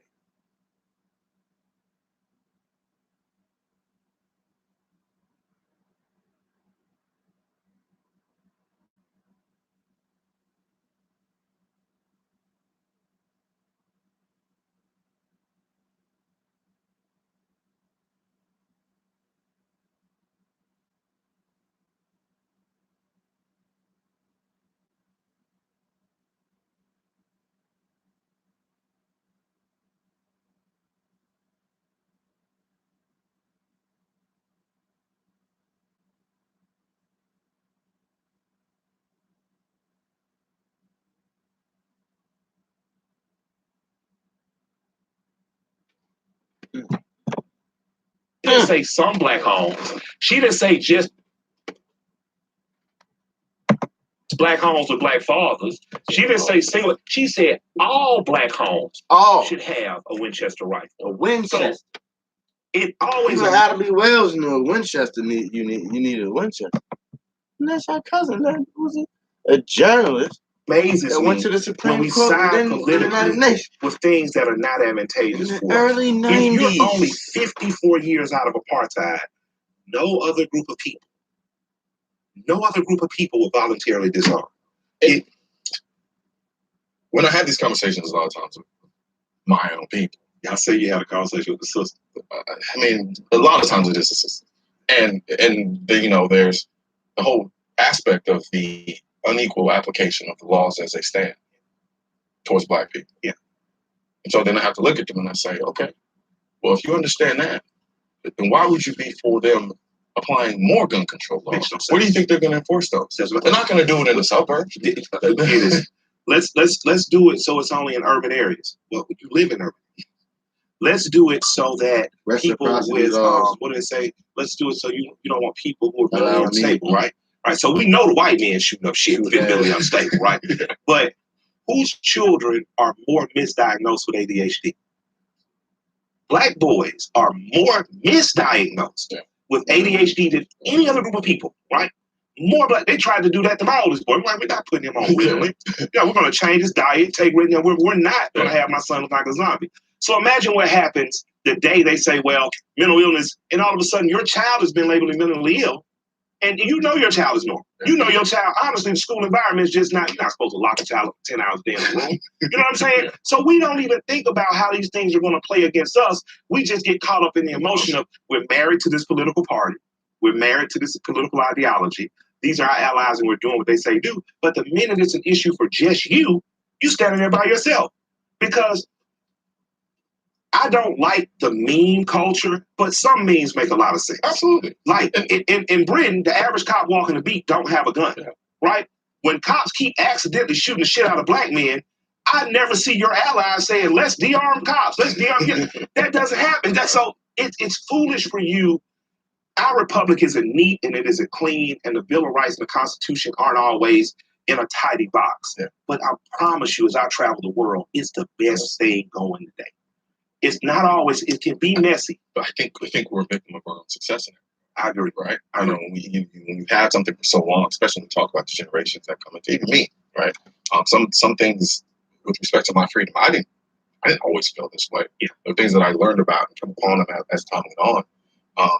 But we get to a point where we're like, oh, why do we need this? We don't need this anymore. We're so progressive. We progress past this point. Yeah. I'm like, you're gonna progress us right off the cliff. Yeah. Keep going, and you're gonna progress us into slavery. Yeah. Right? And, people say, "Oh, slavery can't exist." Slavery does exist now. Slavery exists according to the 13th Amendment. The same people who are telling you we need to abolish the Second Amendment, they ain't there for the documentary 13. They're not there at your march to end that. You know, that begins to be my question. Like, what is an ally? Because an ally is not necessarily a friend. Right. It's not necessarily it's not we have that's making sure you don't kill each other. That's it's something that progresses us both. Why are your allies not fighting your other fights with the same vigor you're fighting these? Like I told my kids on the school walkout, I love you. Same. If you walk out that school, walk out my house. Thank you. That's simple. We are a gun-owning family. Yeah. We are a family where my sister farms. We're a family where we'll fish, we'll hunt, but we are not a family that jumps on every single thing an ally of ours does, because some stuff we just don't agree with. I just don't agree with Black people disarming. We own less than 1% of the guns in the country, right? So it ain't like a lot of you armed already, and a lot less of you all are training. More Black people should be owning guns. More Americans should be training, period, white or Black. Because when you say things like, oh, well, tyranny never happened, or they have drones that will drop against us in the thing, so why ain't we took Afghanistan again? So why? the crazy thing is because I do hear that too. And I'm like, all right, cool. So then give me those weapons. Yeah. So you think I can't use these guns to stop tyranny? Let me have those weapons. And then they get quiet. Yeah. And then I'm like, exactly. I'm asking for an AR-15. Yeah. I'm not even asking for a drone. We are a country not because our military was superior to Britain. We didn't have a navy. Right. We didn't have a superior military. Right. What we had were farmers with long rifles. That's it. At the time, they called them engage. They would engage. They'd come up, cannon, muzzle load, shoot. Bomb. Next one come up, shoot. Well, we couldn't win that. We were outnumbered. We didn't have, but what we did have was farmers that could hide behind trees, and as they walked back, knock them off. Yeet cannons. So long, it just But it's became called an a empire. yeet Just like, you know what, we can't control these colleges. Let's get out of here. And if you say, well, that was then. What about the Maroons of Jamaica? What about the freedom fighters of Brazil? You know what Even I'm down into the Haitian. 60s. Like, Haitian. yeah, so exactly. We couldn't beat the Viet Cong for that. So I'm just Thank like, you. at a certain We couldn't point, beat the Viet Cong. They I had love my SKSs. progressive white We had friends and ARs. audience, Fuck, but nigga. you don't They know can what shoot you're further talking about. and be quiet. Because you've and never even owned a shotgun. You don't know anything about it. And I'm not saying, I think war's coming tomorrow. I'm saying if someone kicks in the door of my house, like they did that football player years back, Sean, I would like for my wife to be able to know that shotgun gives her a fighting chance. My wife's in Atlanta alone right now. There's a AR-15 next to her bed. There's a shotgun by her bed. And there's a Glock 27 by her bed. So one of them you gonna get if you get through that door. So you know what I mean? I don't want to live in a world where that's not a possibility. My Australian fans even sometimes are like, you guys are crazy, mate. You should get rid of. But I landed in Australia in January, and the first newspaper I picked up was how the Gold Coast. More elderly women who retired, houses are being broken into. They're buying more guns than anyone. You know, and criminals are not going to turn their guns in. No, and I try to explain, like when it comes to my self-defense and defense of my family and the people that I love, if that time comes, this is not about a competition of fairness. Nah, I don't want it to be fair. I want to have the most effective tool possible to deal with whatever it is that's threatening. And I don't understand why people always want to, they want to legislate everything down to a fair competition. Somebody decides that they want to take my life, they've lost the ability to have a fair competition. It's done. And and that's the thing that kind of, it boggles my mind a little bit when we have these conversations. Well, conversations that you and I are having, because right now, to me, that's not the conversation we're having. We're not. It's largely being dominated by, like, for instance, your progressive white friends, right? Who don't even own guns. So now I'm sitting here, I know more about guns in this pinky, and you're never doing their whole mind, but they're on national stage talking to me and telling me why I should get rid of my gun. Yeah, I'm you like, don't know what you're talking about. It's at a point now I have to laugh or cry. And I love my sisters. Like, I love my aunts. I love my cousins. You know what I mean? My family is a bigger pro-gun family. But you know, our family members, it's not. But my thing is, like, what are the men in your family? You know, most black men I know think like you and I. And that's just most Southern men, black or white, think like you and I. You know, my question becomes, like, let's open up the conversation for real. Like, let's take the town halls to barbershops and see how the conversation changes. You know what I mean? Because I'm just not willing to accept you telling me on Monday my president is Hitler, and then telling me Tuesday to de-arm. That didn't go well. That didn't go well for Jewish people when Hitler was in reign in Germany. Why would I repeat the same mistake? See, I've never called my president Hitler. But when you say that, I need you to understand the gravity of what you're saying to me, because I'm only 54 years into freedom. And that's what most people never get when they try to have this conversation with an African American. You're talking from a place of privilege. And others go, oh, you're white privilege. No, you're talking from a place of privilege. You ain't been enslaved. You ain't lived in apartheid. You don't live in a current system where if a black boy is shot in the middle of the street by an agent of the government, he is assumed guilty. You don't know what that is. So in those matters, you should just do like my grandfather said, stay out of other folks' business. Because if you're not going to rally in the streets to ratify the 13th Amendment with you, if you're not going to rally in the streets that agents of the state shouldn't be able to kill black boys in the streets or white men who might be drunk in a hotel, if you're not going to rally against me, shut up asking me to rally for you, because you're wrong. Because you're not giving me the equality that you're telling me that you want to give everyone else. And that's wrong. And it's almost evil for you to do that, because you're using me. You're pulling me into the Democratic National Convention, me and a bunch of other mothers, and you're parading me in front of the world, but you have nothing to do. You don't make sure those agents of the states pay. They don't pay with their pension. They don't pay with their jobs because they retired and go on to another force. You don't do any of that. You know, there have been times that I've been unsatisfied with NRA too. I thought when they marched a tank down the street of Ferguson, NRA should have been there like, ho, ho, ho, all this other stuff aside. This is military. We don't go for that. They did. But this is the same NRA that allowed Robert F. Williams to have a chapter in North Carolina in the 50s to defend itself against the Klan. This is the same NRA that defended Marissa Alexander for your stand your ground law just a year ago in Florida. So for me, I don't look at the NRA like a person that doesn't like or not like me. I look at the NRA as an effective lobbying group for my rights. So what does that mean, Michael? That means that if it's an open and effective lobbying group for your rights, flood their ranks. Right. We did the same thing to the Democratic Party. We were all Republicans in the 30s, 40s. In the 50s, a shift happened. African Americans became Democrats because it became more politically advantageous for them to, right? So you flooded the Democratic Party and you took that party in terms of ideology and you transformed that party in the next 20, 30 years to benefit you. If you don't like the NRA, get 1 million black people to join. Go to the convention.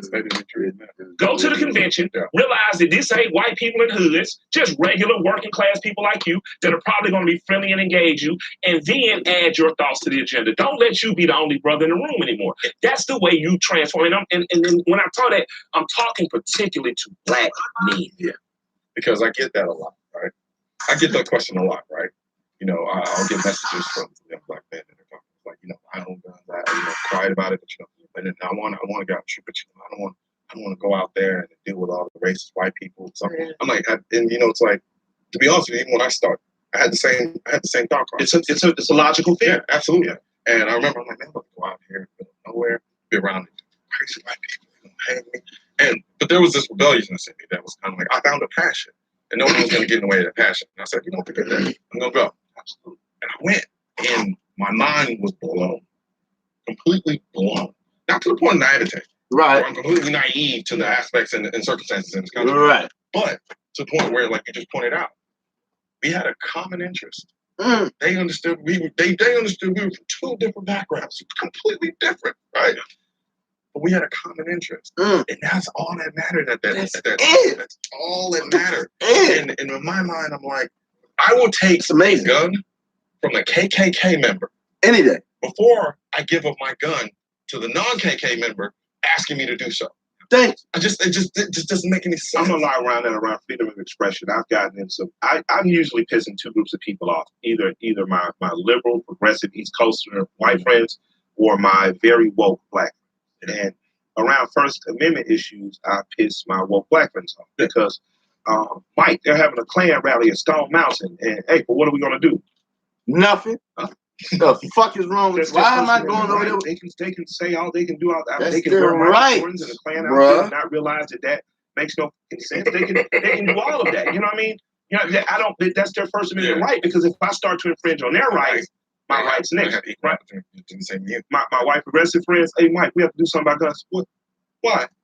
I thought the Constitution I thought that was all we need to do. And then in 1986, we had a bill that banned fully out. I said, that's about it for me. Georgia's, you know, and they get angry, but I know I'm balanced in that. If you really love, I love this country. And Thank you. you. Man, you love Thank you. Because bitch, I love it. Thank you. I've seen the conditions of us around the world. And I'm here to tell you, it ain't the best. It ain't perfect, but it's the best thing going today. In terms of building economic opportunity. Thank you. We don't understand that until shit goes into riots. In terms of being able y'all don't get that shit until niggas are sniping y'all from the buildings that we built ourselves. We know the diameters of everything about it because we put cornerstones in them. Because if you gotta work, know what I'm talking about? You know, you have to make sure that all rights are respected. That way, my rights are respected. At least go into a building tomorrow. So hit my man up. Hey, to make sure that when people talk make about, sure you can give me on that roof. And I got a motherfucking rifle on your ass. That come after that. There's one right after the freedom of speech is the freedom to hold a gun. That's not by accident. And the interesting thing is how people utilize freedom of speech, bitch. The interesting thing for me is how people utilize the First Amendment. Right. So adamantly. Yeah. Freedom of speech. To talk about doing away with the Second Amendment. Thank you. You talking about it. You just don't see that nonsense and that makes sense in your mind. First Amendment fucked up. The Second Amendment fucked up. To justify in your mind. Then what else? First Amendment right. To talk about and advocate getting rid of this person's Second Amendment right. First Amendment right is fucked up, so Second Amendment right is fucked up too. Right. Shut this dumbass nigga up and take his gun. How did we get to this point? Yeah, like you're an attorney and people, you know. Thank you. He's an attorney. They don't think it's a law. Stand in front of the sitco. Like you're speaking to an attorney. This person he obviously knows the law a lot better than you. He obviously has studied the Constitution a lot longer than you. And this is me just talking about like burn your ass alive, You and know, I will never I see mean, the like light of he day. knows what he's talking about, and he entered guns as a novice. You didn't come from a gun family. You didn't come from you very much are the typical brother. You know what I mean? Of which it stands. It stands. It's kind of like when I started doing what I did. Under God. Yeah. And I'll get liberty. And justice for all, not some. You know what I'm saying? Watch me. Yeah, you are a person I do not envy. Like you and I have both called each other on the bench and said, "Man, you all right? I know it's a tough day for you, man." That's all right. That's all right. That's all right. I guess in a weird way, and I never thought about it until now. You and I are kind of in very much the same space. Oh, yeah. Right. I'll catch it from the Super Bowl. Yeah. You know what I mean? To the Super Progressives. Yeah. And all of my friends that follow me. And, and then even sometimes from my own people, right? Yeah. It's hurtful, a lot of it is. And I think it's weird. It's kind of like in this country, we've kind of relegated ourselves to our own points. And it's like, you don't agree with me on this, I can't vote. Oh, nothing. Nothing. That's Else, like this. That's right? like That's not how it works. That's not how life works, right? Yeah. Like it's like you agree with everything with your wife or your spouse. Like no, you don't. But yeah, I've been agreeing with polygamy for a long time. My wife just doesn't. So it ain't an option. But like everything that's happened. No problem, brother. Very true. It's time to get down and dirty. I know why. Time to put a 30 in a hard month of this idea that because I'm a gun owner, I'm hardcore on the Second Amendment. From that perspective, like that doesn't mean that I lack the ability to sympathize. Not at all. If anything, man, this is amazing. We disagree about how we both want to save these kids' lives. Right. Period. But somehow we both want to save these kids' lives. My method doesn't agree with your method. Yeah. I'm a monster. Yeah. Or something wrong. That's unfair. You know what I mean? That's right. That's unfair. You don't have your own method. I get your method. It doesn't work. That's different. Been a gun owner. But if my method is a method that is triable, not tried yet, 14, 15, you're not supposed to have a gun. I have also worked as a tireless advocate on the behalf of children, disenfranchised women in my community. And I've also worked with gun groups like Georgians Against Gun Violence that are not, the most pro Second. But I say if there's a table to be sat at, the gun owner needs to be there. And I've done some good work, you know what I mean? And I've been a part of some good campaigns. And so I kind of try to see a problem from the whole perspective. And it's funny because a lot of times when I give the perspective in which I stand on my Second Amendment rights, I've won a lot of my progressive friends and friends over. Not to say, well, I'm totally with you, but I understand where you're coming from. And again, I have to approach it first and foremost as an American. This is a right to resist here, right? And if you say, well, that's not a possibility, okay, well, don't start calling our president a tyrant. But as a Black American, which is my very real everyday life, I'm 54 years out of apartheid. And I'm sorry, I don't trust the greater public to take care of my best interests because you don't when a Black child is murdered by a vigilante like Zimmerman. I don't trust you to take care of my best interests because you're not fighting to get slavery taken out of our Constitution, which is still a part of the 13th Amendment. I can't take you in my best interest because we treat children that are protesting against gun violence as heroes, but we treat children who protest encouragement as criminals. So I know you don't have my best interest. You have what makes you comfortable. And that's fine. I have to be only about the best interests of Americans as my constitutional rights and Black Americans because we still not as protected as we deserve to be. We don't have advocates. Like, you don't want to join the NRA, fine. Join that. Join the National African American Association of National African American Association of Gunner. It's National Association. Yeah, National African American Gun Association. Yeah, join NAGA then. But join something that protects your rights. I remember when I first told a bunch of brothers, hey man, I started saying publicly, yo, join the NRA. Like, Mike, what are you talking about? Yeah, I'm telling you to do the exact same thing we did to Democrats in the 50s. Flood the ranks and push your agenda forward. Brother came in to my shop with David Banner, showed me his card. He said, Mike, I ain't gonna lie, man, I had never thought about it, but I went and did it. He said, I went today. He was on that convention, was in Atlanta. He said, man, I was engaged, my people, nobody really, he said everybody was open one. I say sometimes, man, it's just about getting out of where you are and interacting with people. That's it. I own a Hellcat. It. I drive in Atlanta. Atlanta's a black city. 15 minutes outside of Atlanta is Georgia. Radically different place than Atlanta, right? I have literally walked into restaurants, in the Waffle Houses, walked in the, the street. Your wife makes you go to the outlets and stuff, and a tow truck with a rebel flag right in front of pulled up. The only thing you missing is the old gun range he's having in the back. Get out. That's your car? Yes, sir. It's my car. Mighty nice car. And it'll lead to a 20-minute conversation. Thank where you. I realize I have more in common with this person than I did the whole rap crew I was on for the last 30 days. Bro, say it again. Say it. Fish, believe in gun ownership. God damn. Oh my, this is my life story. This is my life story. I got more in common with the rebel flag than these rap niggas. Period. Amazing. And a tow truck with a rebel flag on an individual basis. I own bikes. American Association of Gunner, NAS, as my constitutional rights, and Black Americans, because we still not as protected as we deserve to be. We don't.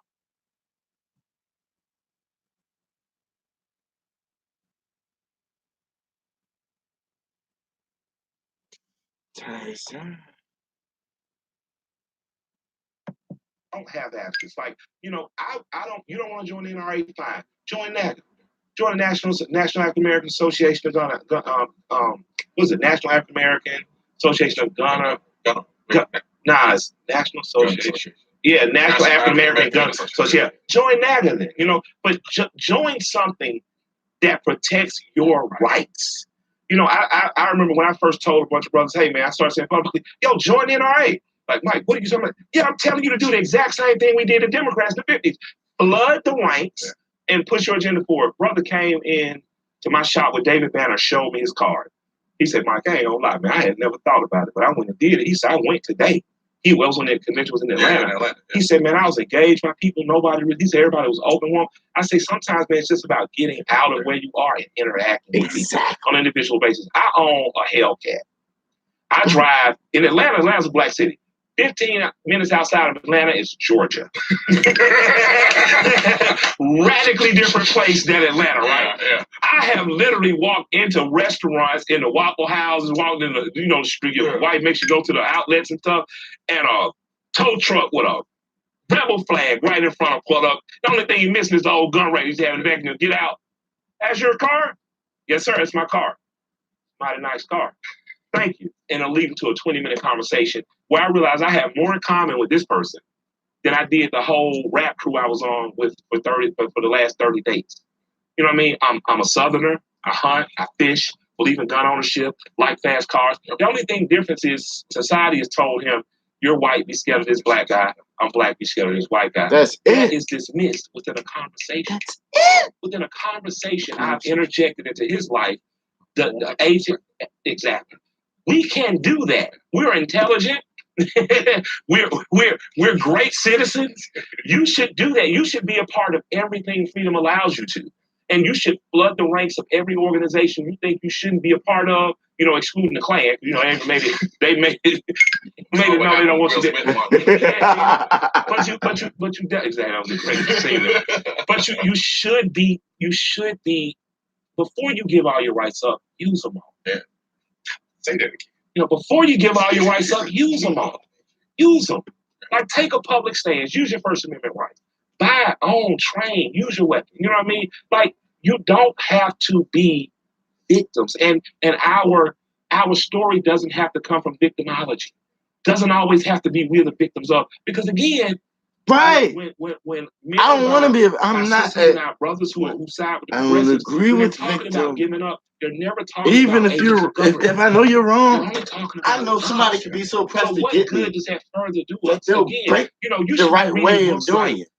Negroes. The heart is not in You the should right be place. reading books I like can use that against you him. should be reading books like all this nonviolent stuff to get you killed. You should read that.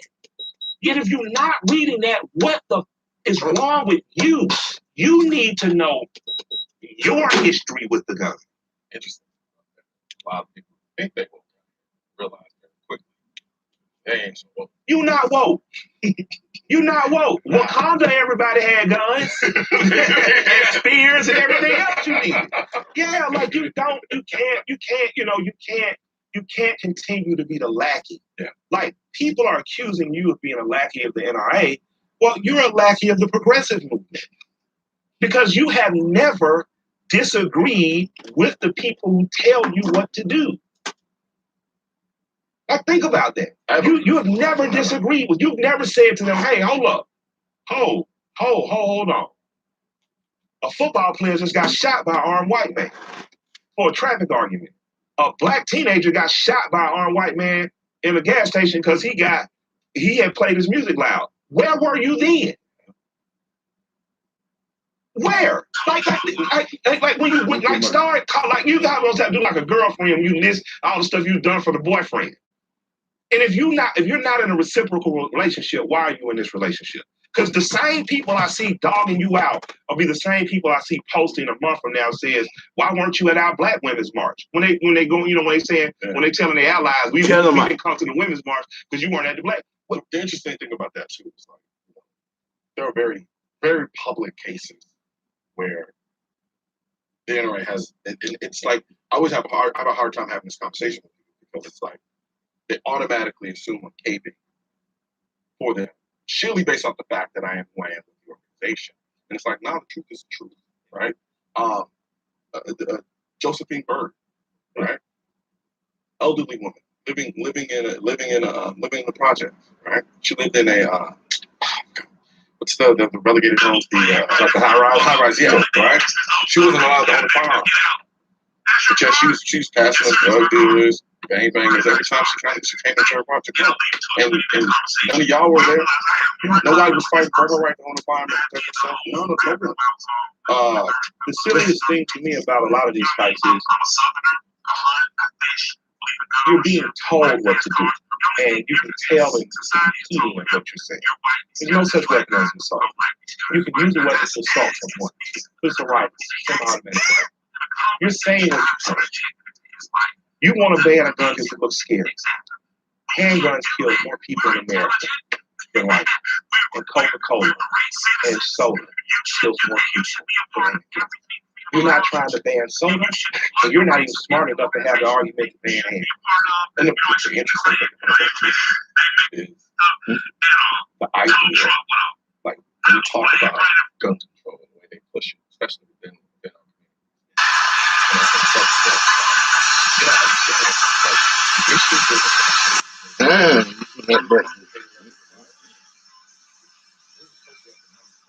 Yeah, you can fix that without moving on.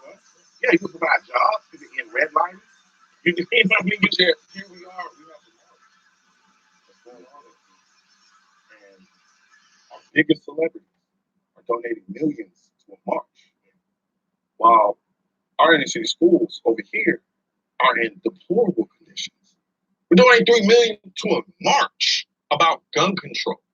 But yet we have communities over here that are in economic downturn. Like it's ridiculous to me. Celebrities often don't know what to do. They're told what to do. I had a celebrity that's very famous, like sold well over 20, 30 million records, called me and said, "Hey, Mike, what you doing?" I said, "Can I call you?" I said, "What's up?" He called me. He was at a radio station. They were pressuring him to do an anti-gun thing. Not to tell him what comfortable with it. He said, "Would you mind explaining that why you?" And I said, "Very simple." I said, "I'm an African American, 54 years out of incarceration. I'm very pro Second Amendment. This is why. And before you say, well, what about the children? My daughter goes to Savannah State University. There was also a shooting on that campus. Talked to my wife and daughter after that. The decision was, we're going to go to Savannah. She's going to get a gun and train more." And after that, they said, "Mike, we never heard that perspective. We surely respect and understand it." They stopped pressuring him to do something he didn't want to do. And that ain't just done. When as a celebrity, they asked me, "Hey, will you do this anti-bullying drop for radio?" Absolutely not. Why? Because your child needs to get punched in the face so he can learn to punch someone back. And that isn't saying that it's right to be punched in the face. That's saying as sure as you're an adult, something or someone's going to punch you in your face. And you have to develop the aptitude and the fortitude to fight back. And that's just not in the physical. You know, we are Thank you. raising a generation of kids where everyone gets a trophy. But in real life, everyone don't get a trophy. Thank you. You know, in real life, the cops don't come on time. You know, in real life, depending on where you live, you're not going to have the time to try to logic your way out of something. When you can take the time to train and prepare before that, take care of yourself. When the lights went out in our neighborhood as a kid, we fished, we hunted. My grandfather had gas lanterns.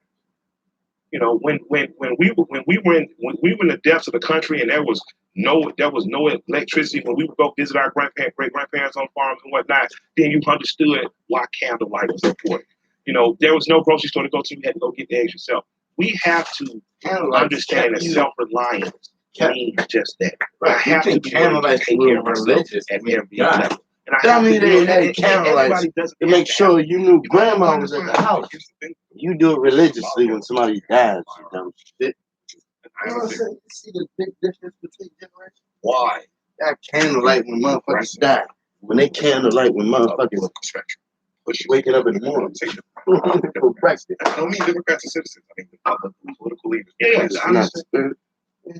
There's something about a fire that symbolically pushes you to confront the idea of the power of self-reliance. Absolutely. Right? And when that happens, it starts to spill over to every other facet of your life. Because you pick up a gun, because it happened to me. I remember the first day I walked out of my house with a gun strapped on my head. Right? I got you. Walked out of the house with a gun strapped on my head. And I was terrified, but then I realized something. Holy shit, something happens. Now I am not at the mercy of whoever attacks me. And then from there, it spilled over to every other aspect of my life. What can I do in my life now to improve my self-reliance, my ability to better myself in that regard? The problem is, you have that mentality within a community that you need to depend on you to win elections. And you don't want that shit. Absolutely. I agree with that. I think that the worst thing African Americans have done in the last 60 years is marry ourselves to a political party. We should be honestly a political bloc in this country where we do what is in the best interest of our community. I think America point gets a trophy. But in real life, everyone don't get a trophy. Right. I'm African American. 54 years out of apartheid. I'm very pro Second Amendment. This is why. And before you say, well, what about the children? My daughter goes to Savannah State University. There was also a shooting on that campus. Talked to my wife and daughter after that. The decision was we're going to go to Savannah. She's going to get a gun and train more. That's it. That's it. And after that, they say, Mike, we never heard that perspective. We surely respect and understand it. They start pressuring him to do something he didn't want to do. And that ain't just done. When as a celebrity, they ask me, hey, will you do this anti-bullying drop for radio? Absolutely not. Why? Because your child needs to get punched in the face so to realize someone back. That's it. And that isn't saying that it's going to happen in his life. You hiding from it. You're an adult. Something or someone's going to punch you in your face. Thank you. You have to develop the aptitude and the fortitude to fight back. And that's just not in the physical. You know, we are raising a generation of kids where everyone gets a trophy. But in real life, everyone don't get a trophy. You know, in real life, the cops don't come on time. Thank you. You know, in real life, depending on where you live, you're not going to have the time to try to get your way out of something. When you can take the time to train and prepare before that, take care of yourself. When the lights went out in our neighborhood as a kid, we fished, we hunted. My grandfather had gas lanterns. You know, when we were in the depths of the country and there was no electricity, when we would go visit our great grandparents on farms and whatnot, then you understood why candlelight was important. You know, there was no grocery store to go to. You had to go get the eggs yourself. We have to understand that self-reliance means just that. That's it. Conservative, self-reliance. Don't need government. Do it yourself. You don't want a gun, that's fine. Do it yourself. There's a symbolic element to firearm, which is an item. It's a do-it-yourself idea. Why? Don't depend on the white man. Progressive, liberal side of the political spectrum pushes gun control. I'm taking. We don't need them. We don't I don't need mean Democrats and them. citizens. I mean the Think you need them? That's your Yes, fault. I That's it. That's your daddy. There's something about a firearm that symbolically forces you to confront the idea of the power of self-reliance. Absolutely, right? Of course, it's individuality. It starts and to responsibility it starts to combined. spill over into every other facet of Sure. your life. You pick up a gun because it happened to me. I remember the first day I walked out of my house with a gun. You feel you feel insane, right? I got you. You feel like the world watching you, but then you realize. And I was terrified, but then I realized something. Oh shit! Something happens now. I am not at the mercy of No, whoever. you're not. You're And not. from If there, you could it's prepare going your over to every thoughts other aspect of my life. for the What can I second do in my life movement, now to you're not relieve at the myself mercy of of no bias, human my being. ability to better myself in that regard. The problem is, you have that mentality No in the human community that you need to depend on you to win elections. Exactly. It's You crazy. don't want that shit. Exactly. You I don't agree want with that. that. I He think said, that I the don't want worst this thing shit. African Americans have done in the last 60 years is marry ourselves to a political party. That's exactly. That's what happened. We should be honestly. Y'all motherfuckers is married to the Democrats. Y'all don't give a fuck about the truth. If I showed y'all that these niggas is making sure dumb white motherfuckers gonna keep your doors down, you wouldn't give a shit because you don't give a fuck about the truth. You give a fuck about what you see on TV. Because that's all you watch. You should have no shame in in depending on yourself first and foremost, taking you as an individual, building a stronger community, and making sure that if it's my day and I'm supposed to die, whatever political contestant in front same of you thing that serves Hitler as your did you should before feel no he shame. fucking You should took feel no over his guilt about country. it. You don't owe He anyone made anything. sure it was You illegal get for 94 everybody to years have one an political assault party. weapon. That The political very party, first and law at the he time that pushed. it had a president that looked like you, elected no But black when woman we to the see it, Supreme Court, we tripping. Bitch, did not have a viable jobs program for where any they urban taught inner me the city or law black people. about And did not create any type of mortgage program to make sure that you can keep the house you had it was again. in the World War. It was in the World War. Where's the perfect scapegoat to not actually fix or address the complicated issues that are happening? And no one wants to talk about it. Yeah, you want to fix Chicago? Jobs. Jobs. Hey. You want to fix the people don't kill each other when there's money. Like if you have something to lose, you don't engage in that behavior. Absolutely. So you create an environment that fosters a level of worth above and beyond Hunger something that Games. you have to kill someone over. You want then you don't have to deal with that issue. You want to stop. You want to stop fatherless homes. Ratify your drug laws. Give people jobs. Teach young boys about sexuality quicker so they understand that their body ain't to be just given away. You reduce teen pregnancy. You have more people getting married, more people buying homes in those places. People. Oh man, we never thought about that. Actually raise a family. You begin to change. Thank the you. fabric. Instead of highly sexualizing your children, because Bravo and being a man is about sex. Teach them, goddamn it, hold that shit. We can't even get to the point that Trick the shit out these females when you get older, because you don't need sex. The issue because You'll be that more particular smarter party than is the party all that females if you give ain't you even something happy. By way, and I say even if they give you, it ain't giving much to men. Yeah, don't give much to the men. In the nature of you. If you look at it, the focus is always women and children. There's nothing wrong with taking care of women and children, but you're as a man, you work at FedEx, you pay taxes and state and federal taxes. Your taxes then go to help government programs like WIC, and then you're forced to pay child support on the back end for an institution you're already paying to. You're obviously these people don't have your interest, and because they don't have your interest, it furthers the split of our family, furthers the split of your family. Now you have more young men growing up without fathers. So instead of your father giving you your first BB gun, you get your first gun for your home on the street. Right. Like I did. I hope that we I did. Like we all did. The only thing I got from this conversation, honestly, is that it needs to happen. Thank There's you. just way too much to unpack. There's more to be. I think we need more brothers in the room too. I'd like to, when you come to it, man, I'd like to have. And that's where I think the next conversation.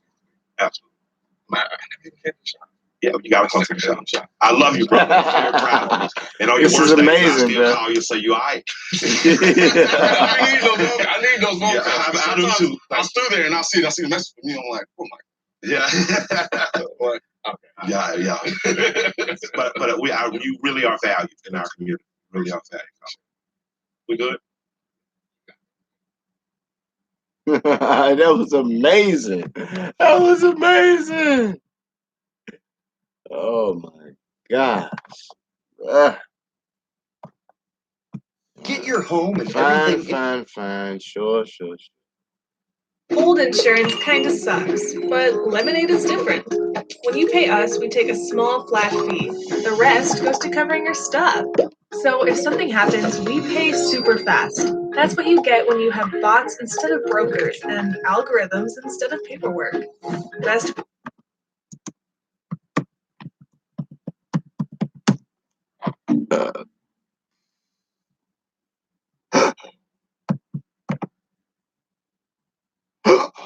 Me and my hiccups. Here we go. This is 2 hours. This was and so I wanted to make a YouTube channel, and I didn't want to use my real name because I thought that wasn't cool enough. And so I said, "So your name wasn't cool enough?" No, I didn't want such African American thing. Yeah, pretty much. Yeah, I mean, I know comedians that change their names, like Earthquake.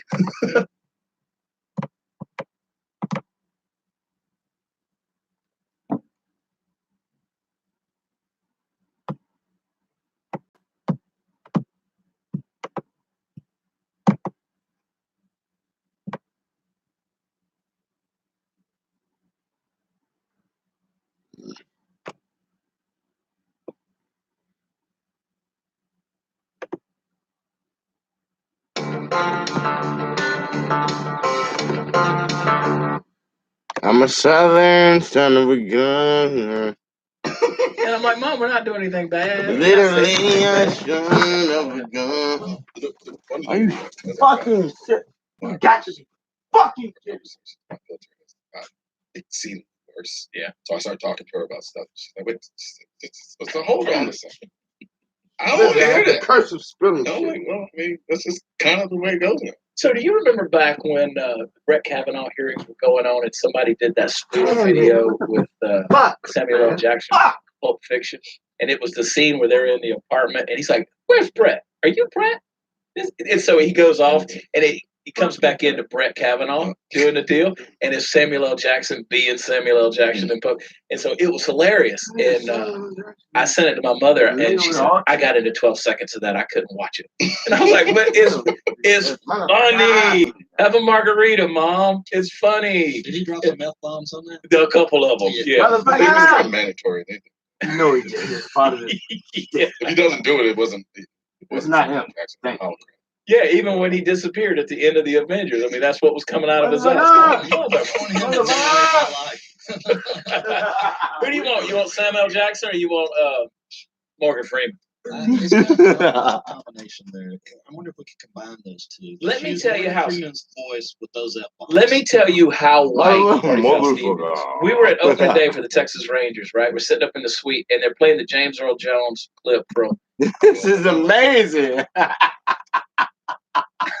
Does it freak you out though when you go? Like I saw you from a distance. I saw you at the Dallas NRA convention, and you guys were at the NRA booth. It was you and Kaya and Dana and a few others that were there. And I mean, people are lined up. Does that encourage you, or is it humbling? I mean, just blow you away. A little bit of both.